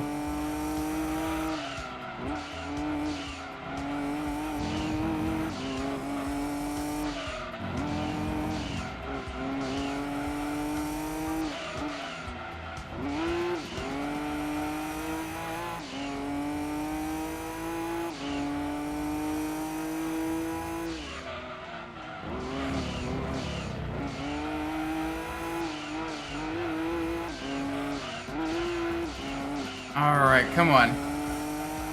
We're getting the 2/3 done.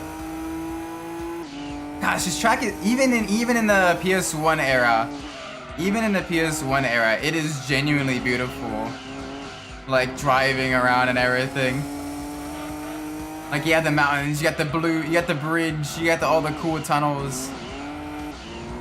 Like this and Apricot Hill are two of my favorite tracks in the Gran Turismo franchise. They just feel really, really good to drive, and especially like the Gran Turismo 6 the Gran Turismo 5, Gran Turismo 6 versions of these tracks. They're just really, really good. Like really, really fun to drive and everything. They're a bit wider, a bit more surface grip.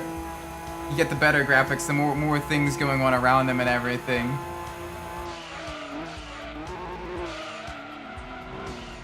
You know, they feel like fully fledged racetracks that could exist IRL.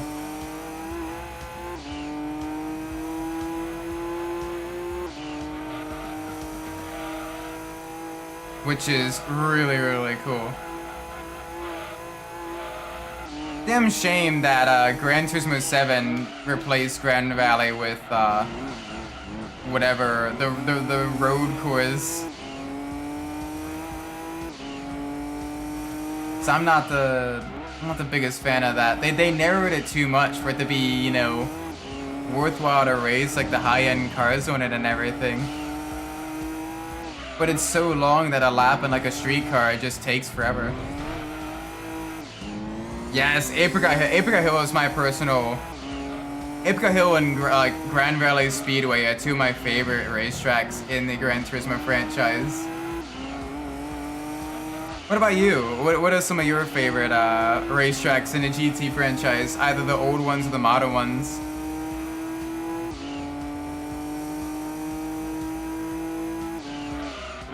Because there are some really solid ones out there. Like, yeah, there's a few stinkers here and there, but like generally, like Gran Turismo and Polyphony Digital do a really good job of making really good fictional tracks that have like like a memorable aesthetic and like a memorable layout that feels good to drive on. Generally speaking, there's always a few that you're like, yeah, this could have been a lot better, but you know, that still adds something unique to the game.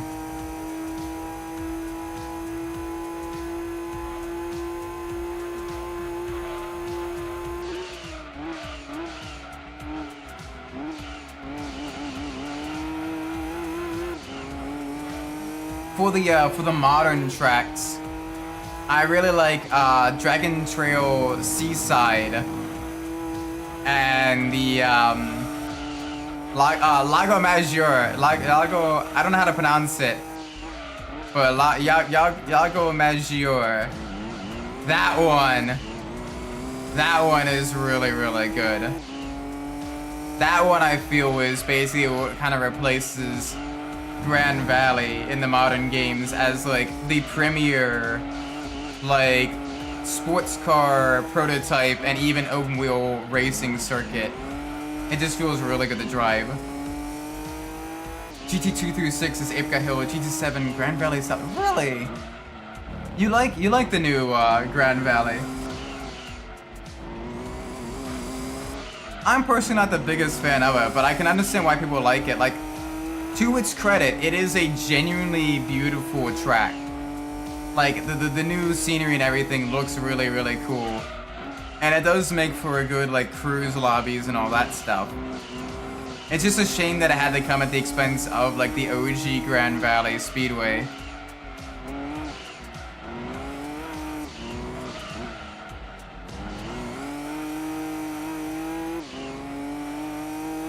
Oh, I actually really like the Kyoto Driving Park as well. The larger one, not the biggest one, but like the medium-sized layout. That one feels basically like almost a riding around the trademarks version of Sugo with its high speed but twisty corners and everything. Like, and especially with it being set in Japan, it literally feels almost like a Sugo circuit. Yeah, OG Speedway definitely better.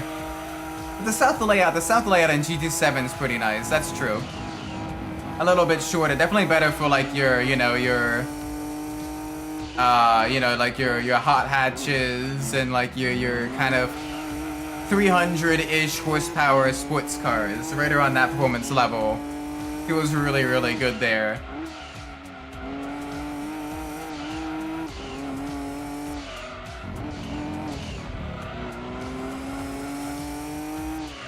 I also, one track I really like, but I kind of miss, I really miss actually, is Gran Turismo 3's Special Stage Route 11. The fact that it was only in 2 Gran Turismo games is really, really sad because, like, I would love to see, like, a modern day reimagining of Special Stage Route 11, as well as a return of Special Stage Route 5. Like, those two would be so awesome to drive around on. You know, with like the modern Gran Turismo graphics, all the light reflections and everything. All, you know, the people, the animated people in it and all that stuff. The different lights going off in the city, the fireworks when you're in like your final lap or something. Like, that would be so awesome. Like, come on, Polyphony. Give us some more of like your city street circuits. I know they take longer to make and everything, but like they are worth it to bring back some of like the really, really cool city street circuits that have, you know, gone missing in the Gran Turismo games. Like, come on. Don't leave us hanging. Give it to us. Tokyo Route 2, 4 to 6 as well. That one is absolutely great. The fact that it uses real roads in Tokyo as well instead of a fictionalized highway is just really cool. And the fact that it goes past the Honda headquarters. Like that adds like a little bit of an extra oomph, you know? It basically makes it seem like it could feasibly exist IRL as like racing events sponsored by Honda to run past the headquarters. Of course, then you have a street, you know, a street circuit in Japan like that.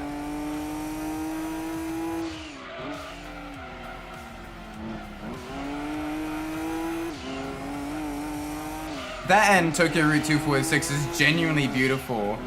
And for a street circuit, produces really good racing too. Like I quite like Route 246. To be fair, I'm a big fan of any fictional street circuit that uses IRL roads. So it really lets you kind of see not only like the real kind of layouts of the cities and stuff like that, especially as like a time capsule for, you know, when that game was made. But also you get to kind of see how well it actually would work as a street circuit fictionally before you go, you know, spending the money to try to make it a street circuit IRL. I think that's what happened with iRacing and the NASCAR Chicago race. They made it virtually first with the laser scans. And then NASCAR was like, okay, the players actually kind of like this. We're gonna actually do this as like an actual, you know, a real life race. And like the racing, despite the awkward nature of the track, was pretty good in the Chicago street race.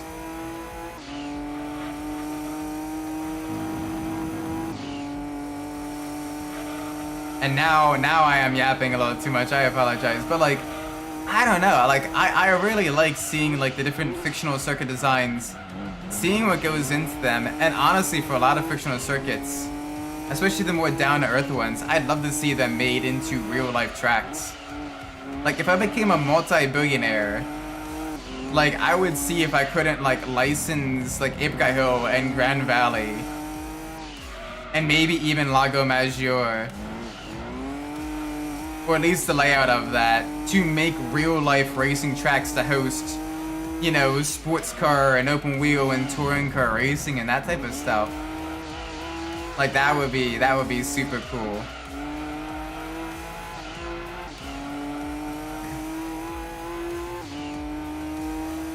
Cause I would love to be like an owner and a promoter of like different racetracks all throughout like the United States. When will I end the stream? Probably after this race, as it'll be around midnight by then. And also we will have completed the stream goal of completing all the endurance events. Getting to do all of them in a kind of almost a row. Each stream, you know, just getting a little bit closer is really, really nice. I'm back. Welcome back, Mr. Midnight. Hope your Duolingo lesson went well. You sat up all night. Yes, because the first endurance race was the all-night endurance race. It's the only nighttime endurance race in the game. And it's a race on Special Stage Route 5. I have work in the morning and D&D tomorrow night. I would not survive staying up all night tonight. I would get caught sleeping in the lab at work, and then I would probably get fired or at least heavily reprimanded. So I don't want to do that. So after this, I'm probably going to end the stream, probably get a little bit more to eat, because I'm still a little bit hungry. And then probably head to bed. Because I got to get up early in the morning anyway, because I got to take my wife to a teacher conference that's a little bit further away than she's used to driving. Will the characters in Angry Birds Towers 2 have the same ability as Pilot Luke? I imagine they're both also Jedi. What did I have for meals for today? So I had for lunch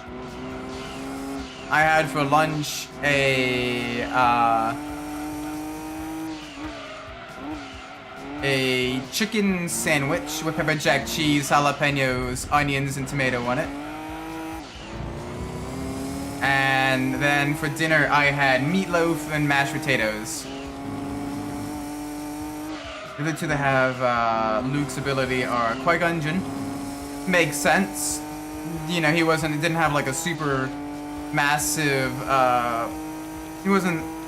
he's gonna be kind of early game and everything. You don't want to give them pillars like super powerful abilities right from the get-go.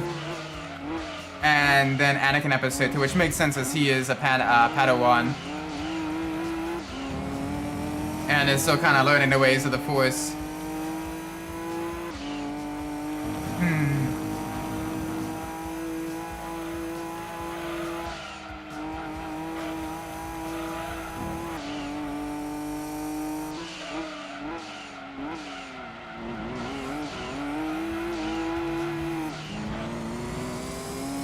Alright, we got the Viper chasing us down on fresher tires. We're gonna need to pit this lap as our tires are very old. But we're still doing well, we're still holding on. We're holding up over here till the end of the night. Who knows thinks PB and J is a lunch meal? I mean, it's not a bad lunch. Like the peanut butter itself is thick enough that, you know, it does provide the protein and everything.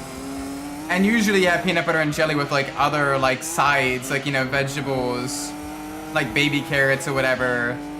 You know, you have it with some fruit, you have it with, you know, like some chips and stuff like that. Usually lunch is basically like a lot of like handheld, a lot of small handheld things together to be enough to like, you know, fulfill your caloric intake that you need.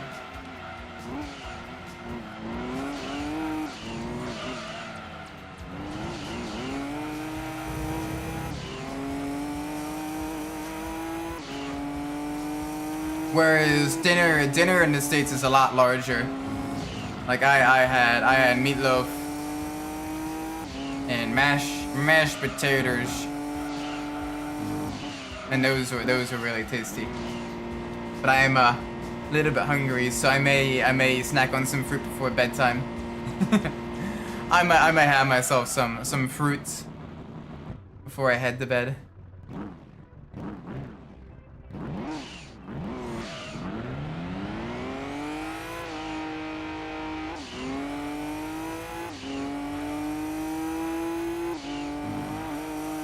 Alright, final stint. We have 30 minutes, basically 30 minutes to go, if that. Even less than that, probably. Alright, chat, come on, let's push. Let's push hard, let's set really quick lap times. Potato or potato? I say potato with the eh. But other people say potato. But I say potato. Taters for short. Mashed taters.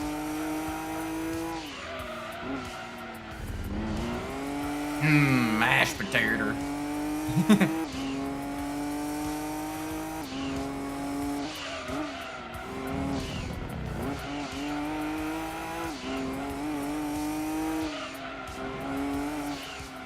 Alright, tires up to temperature. I feel the grip coming in. Oh, this is gonna be fun. Give us some speed. I will say that the R390 is a genuinely beautiful car. It's a shame it's only limited to kind of like being a museum piece. It'd be cool to see it do like demonstration runs at like Monterey Historics or like the Goodwood Festival of Speed and all that stuff. Just seeing it IRL actually operating would be really cool. There was so few of them made. Makes you wonder though when the last time one of these things was run. And what the condition of the internals were.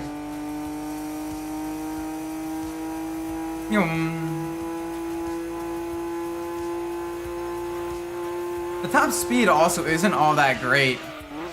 Like it tops out on its gearing at about 150. Which is kind of on the low side. It's just got really good acceleration and grip though. that really give it its lap time. This doesn't really have the power for the speed, but it's able to carry its momentum better on the corners.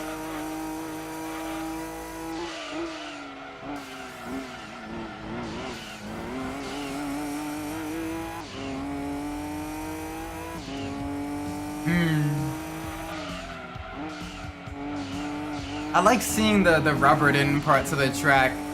It's really cool in an endurance race watching the track kind of evolve as the race goes on. You get to see rubber. You get to see rubber, you know, building up on the racing line. You get to see it kind of getting a little bit darker, a little bit more kind of almost matte in color. And then offline on the exit of turns, like on the outside, you just see all like the bits and pieces of the rubber that flew off of the cars, all the marbles and everything, building up off the racing line. And holy cow, in longer races, especially races with high tire degradation like at Watkins Glen or Road Atlanta, the amount of marbles you see offline is just ridiculous. It basically becomes a one-line track at some points. It's called a tomato. I don't know, I still say tomato. Because America is the only way to pronounce things.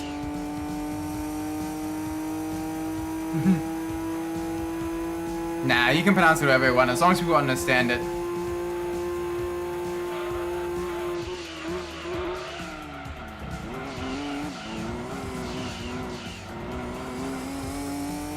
The Tusken Raider is a great character in the game. What does the Tusken Raider do? Do they shoot projectiles? I'm kind of curious what they do. You know what happened to the cars? The older cars from off the road. Weren't they kind of sitting abandoned? I'm trying to remember. It's been a little bit since I last watched that. What happened to the older cars in the One for the Road special?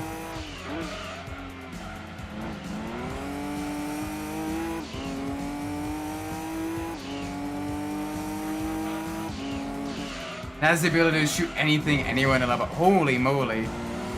That is based.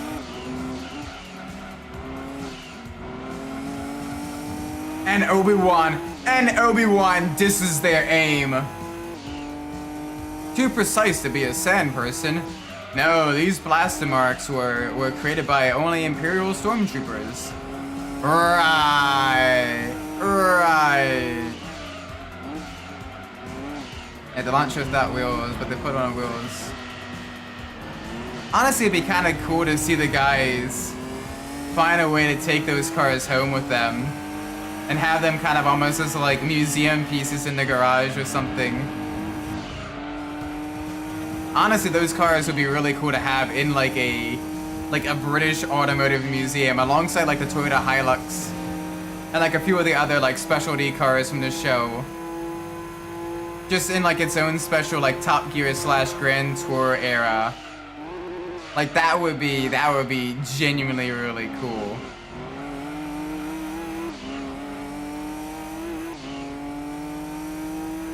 Like I would pay money to go through a museum of like the Top Gear cars and everything.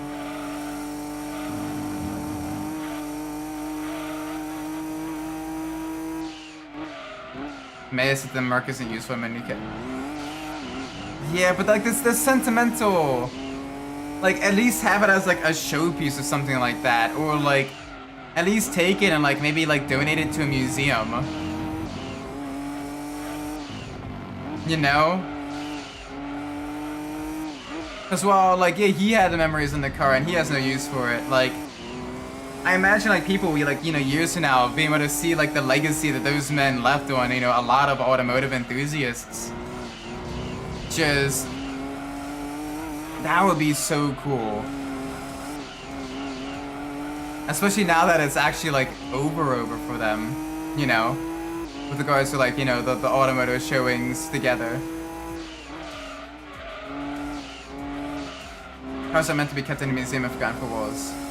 well, not forgotten, like actually like shown and displayed, you know, with all, you know, with the stories of those men. You know, they're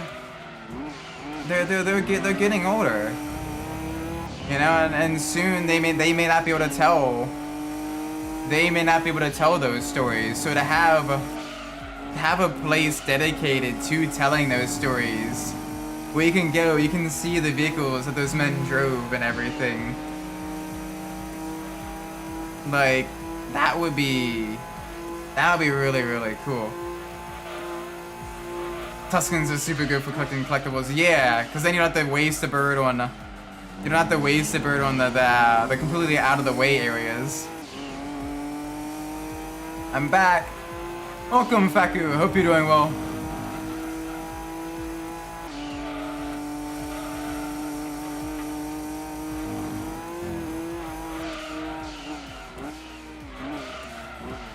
Jimmy said, I think that he's stopping the automotive stuff because he's too big to fit in the cars he wants to drive. Yeah, he's like, what, 6'4", 6'3"? He is tall. And imagine as he's getting older, it's quite difficult for him to, you know, begin fitting in a lot of those cars. Which is a very unfortunate circumstance to have. Bomb-ass burgers. Ooh, nice. What are you putting on the burgers? What is in the burgers? He's horizontally tall, as May said. I mean, yeah, he's a little bit heavy set, but like still. Like, he is very vertically tall as well. And then you have Hammond, which is quite on the short side. But like, even then, like, you know, he's all the men, you know, it's on the show there. I mean, the age, time comes for us all, you know? It is something that we cannot escape. The passage of the time, the passage of the clock. The continuing of the second hand. Hammond's also way younger. He is, but like, you know, he's... Especially after a couple of the accidents, you can see he's, you know, becoming a lot more reserved around like the super high performance cars and like the dangerous stuff and everything. You know, he's a lot more, you know, cautious. Because he's had those near-death experiences, what, twice now? Like an absolutely ridiculous amount of times.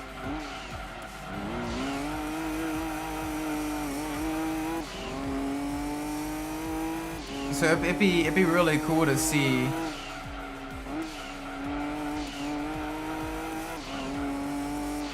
Like, it'd be really cool to see some of like the Top Gear cars, if they still like exist and haven't been destroyed, you know, in like an actual Top Gear and Grand Tour cars in like a museum that's open to the public and everything, that people can go into and literally like, you know, read and see, you know, the cultural impact that these guys had.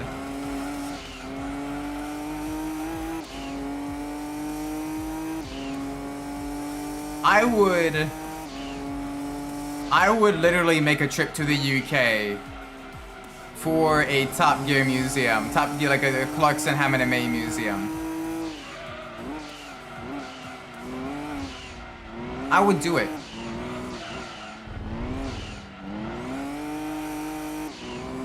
Like, okay, to be fair, I am a bit of a nerd. I absolutely love museums.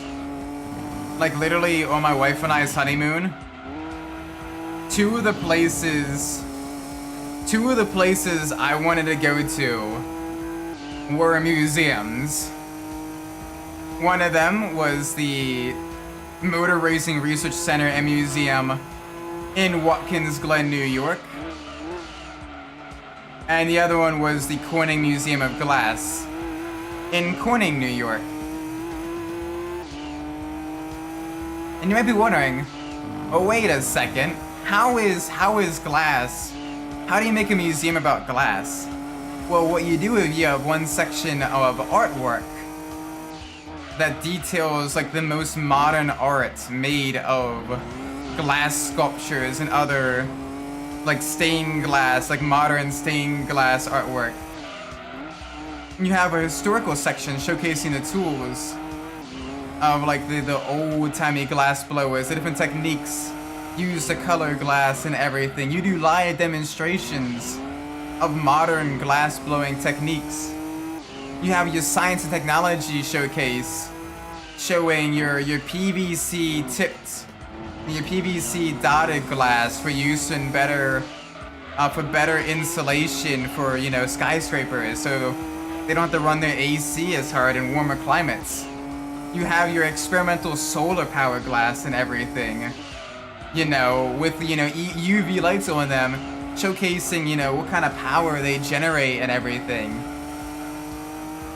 You have your sandblasting demonstrations as well, to show how you can like texture glass and get all the cool, you know, designs on them and all that. Glass is genuinely really, really cool, alright? Like the technology, the science, and the chemistry behind it is genuinely really awesome.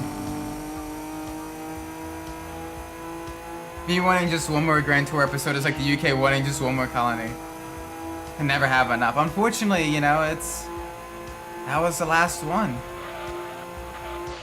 Better to end on a high note than, you know, the guys, you know, getting older and, you know, not being able to do all the cool stuff they used to do. Like, they ended it on like a really good note.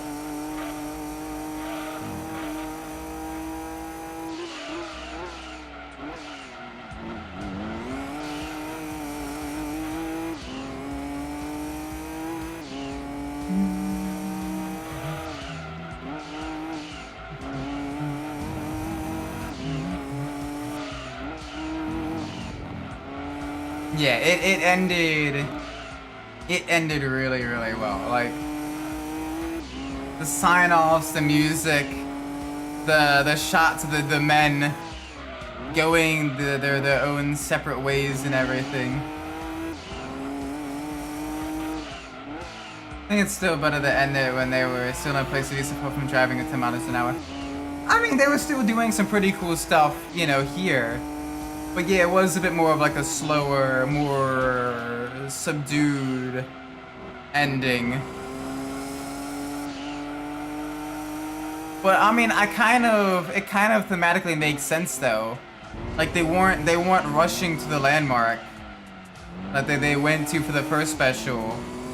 They were, you know, they were taking their time. They were kind of reminiscing about the memories, you know, in Top Gear, in the Grand Tour. But they were also, you know, all of them, they were kind of dreading it a little bit as well, because this is the last one. You know, so they weren't rushing it, because why rush the last one? Because in the last one, if once it's done, it's over. So they were taking their time. Hologram Darth Sidious is such a good character too. What does Hologram Darth Sidious do? What is his special ability? Welcome, Marcus. Yes, we are almost done with this race. This is the last of the endurance races in Gran Turismo 2. We're driving production sports cars around Grand Valley Speedway. And we are absolutely tearing through the competition in our beautiful R390 road car. 3.5 liter V8 twin turbocharged engine. Very nice. A little bit low on top speed, but it has really good handling, really good grip. It's able to outmaneuver the more powerful cars. I think it's got its eye back. Oh. Yep. That and when they unplugged the mic and it cut to the music at the end. They didn't end it on that bombshell. Oh, I've not done A-Spec yet. This is vanilla. This is the vanilla This is vanilla Gran Turismo 2. I do intend to go back eventually and do both A-Spec and Spec 2 for GT4. But I at least want to go through Gran Turismo's 1 through 4 vanilla on stream first. Just to kind of enjoy the base games. Because I still quite like the base games as well. It is fun to kind of go back through and kind of see what the developers wanted for this. Normal Sidious shoots lightning, and the hologram version is the same. Oh, he passes through objects until activated. Dang, that sounds super OP then.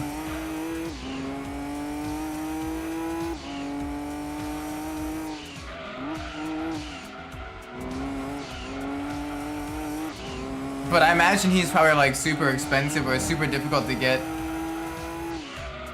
So by the time you get him, you're so skilled with the other characters, you don't really need him. He's basically there for either one really annoying level, or just to see how many points you can get.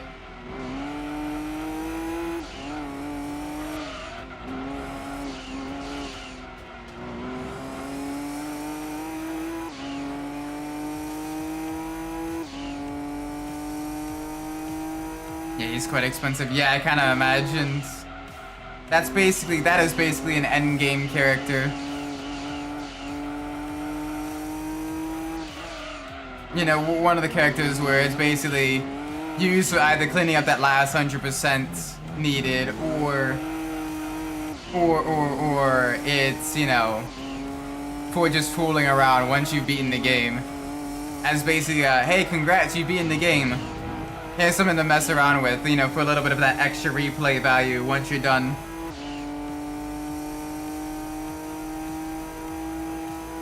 Four more laps to go, 8 more minutes, chat. I just 100% 2 games in my life, I think. I mean, 100% of a game is no easy feat. Like, our playthrough of GTA San Andreas, 100%ing that one was, very tough, holy moly. That one was genuinely very tough.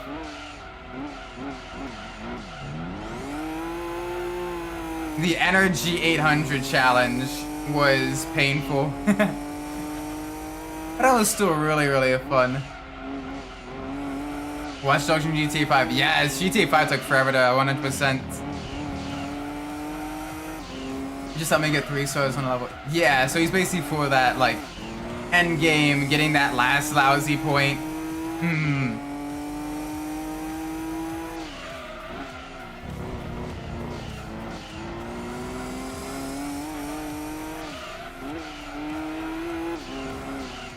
Yeah, I have 100% payback heat. I've 100% Hot Pursuit 2010 before. We've 100% Need for Speed Most Wanted 05.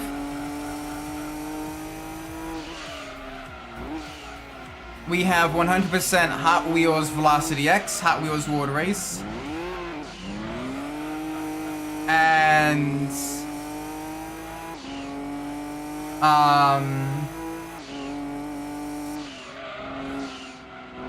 Stunt Track Challenge as well. What are some other ones?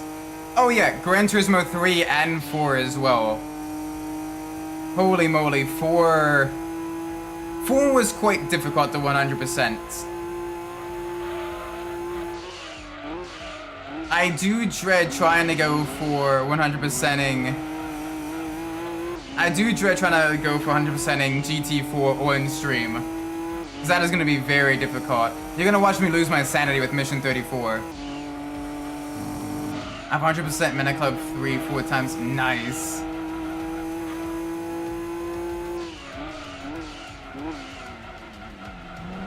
Yeah, Soundtrack Challenge.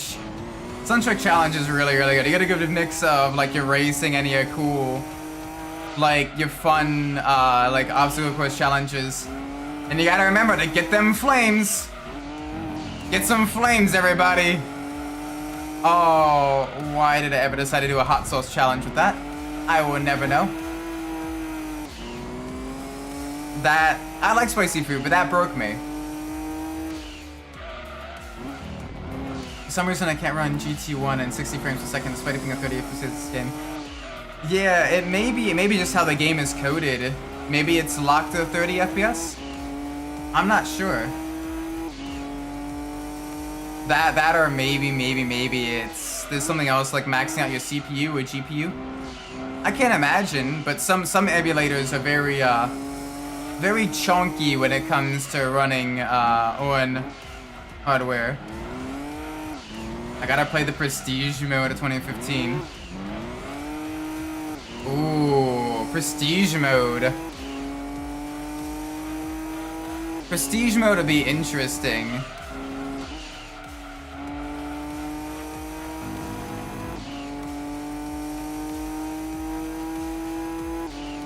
I'd be willing to give it a shot, but I was never able to do that on back on PS4 days, so I'm a little bit worried.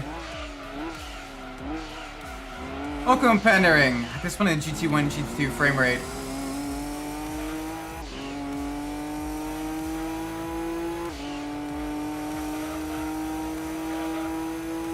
Yeah, what is causing the frame rate? Cause like I'm watching the stream as well, the frame rate seems like, yeah, it's 30 frames per second, but like it's not terrible. Like it's an old game, you can't expect, you know, 60 FPS from like an old game and everything. 60 FPS is a hi-fi mode on OG Gran Turismo. Right, okay. It was basically kind of an experimental thing. But before that, it's locked to 30 FPS. I forgot about that. A bit annoying that you don't get a car from the World Championship. Not that Hi-Fi mode's bad. Hi-Fi mode is genuinely really cool. And it shows the love and dedication that Dev has put into the game. But getting a car from that would also be really awesome. Maybe I'm spoiled.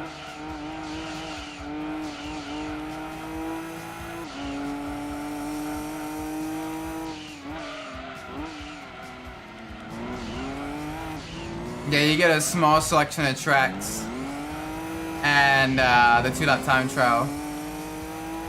I think with the nighttime mode, the nighttime tracks, is because a lot of them had like tunnels and a lot more of the sharper corners, so they had less loaded on in a straight line, or like less loading on at a time, so they could run at the higher FPS. I'm headed off for the night. It's been real. All right, rest well, Faku. Hope you have a great night. We have one more lap to go. We're gonna beat the 2-hour mark. Let's go, chat. And after this, I'm gonna definitely get something to eat. Maybe some oatmeal with some raisins in it.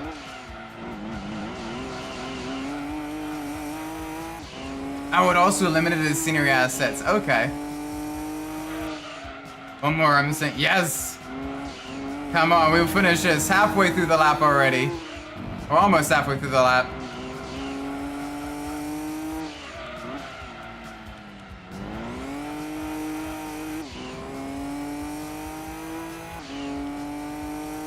Okay, so both of them are locked at the 30 FPS. It's just... so they don't have the ability for 60 FPS. Dang, that's a shame. But it just shows how how limited the technology was at the time, and how much of a step up Gran Turismo 3 and especially Gran Turismo 4 were. Like, holy cow, those games were being released not that much later than Gran Turismo 2. Really? No, they do? Oh, okay.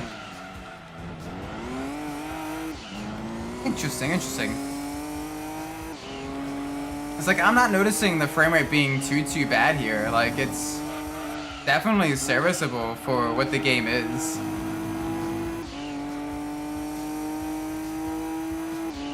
Part of it might just be OBS being a little bit wonky. Nah, because I'm watching the stream as well, and the stream part is fairly smooth.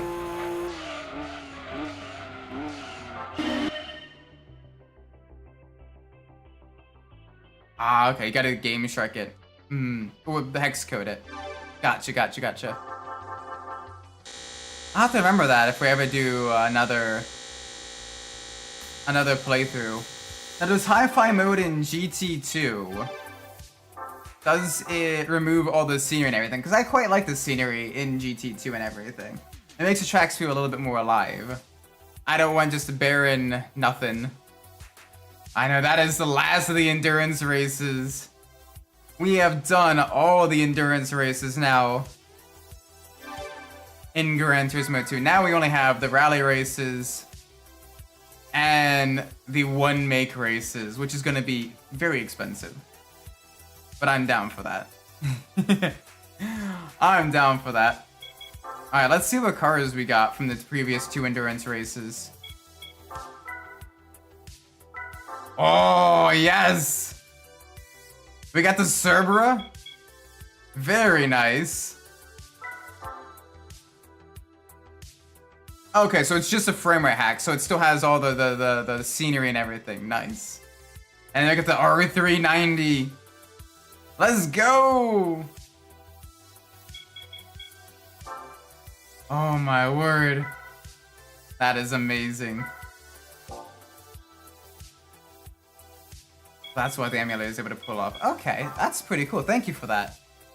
Thank you for that information. I appreciate that. I didn't fully... Because previously I had played it on native hardware and everything, and I just kind of got used to the frame rate for that. So I'm like, okay, you know, emulator is doing the same, you know, same frame rate and everything. Okay, it may just be in-game locked to that or whatever. Nothing really I can do to change it and all that stuff. Duck station cheat menu.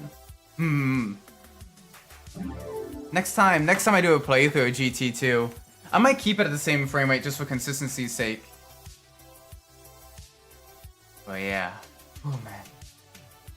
Anyway, I'm gonna be ending the stream here. It is getting very late. It is midnight. And holy moly, I am very, very hungry. So I'm gonna get some food. So thank you all so much for watching. I do appreciate it. If you enjoyed the stream, please make sure you leave a like, subscribe. Let me know what went well in the comments down below. If you didn't like the stream, please let me know what went poorly so I can fix it in the future. With that being said, I'm Umbras, and wherever you're in the world, whatever time it is for you, may it be a great time, and I will see you all in the next stream. Bye bye!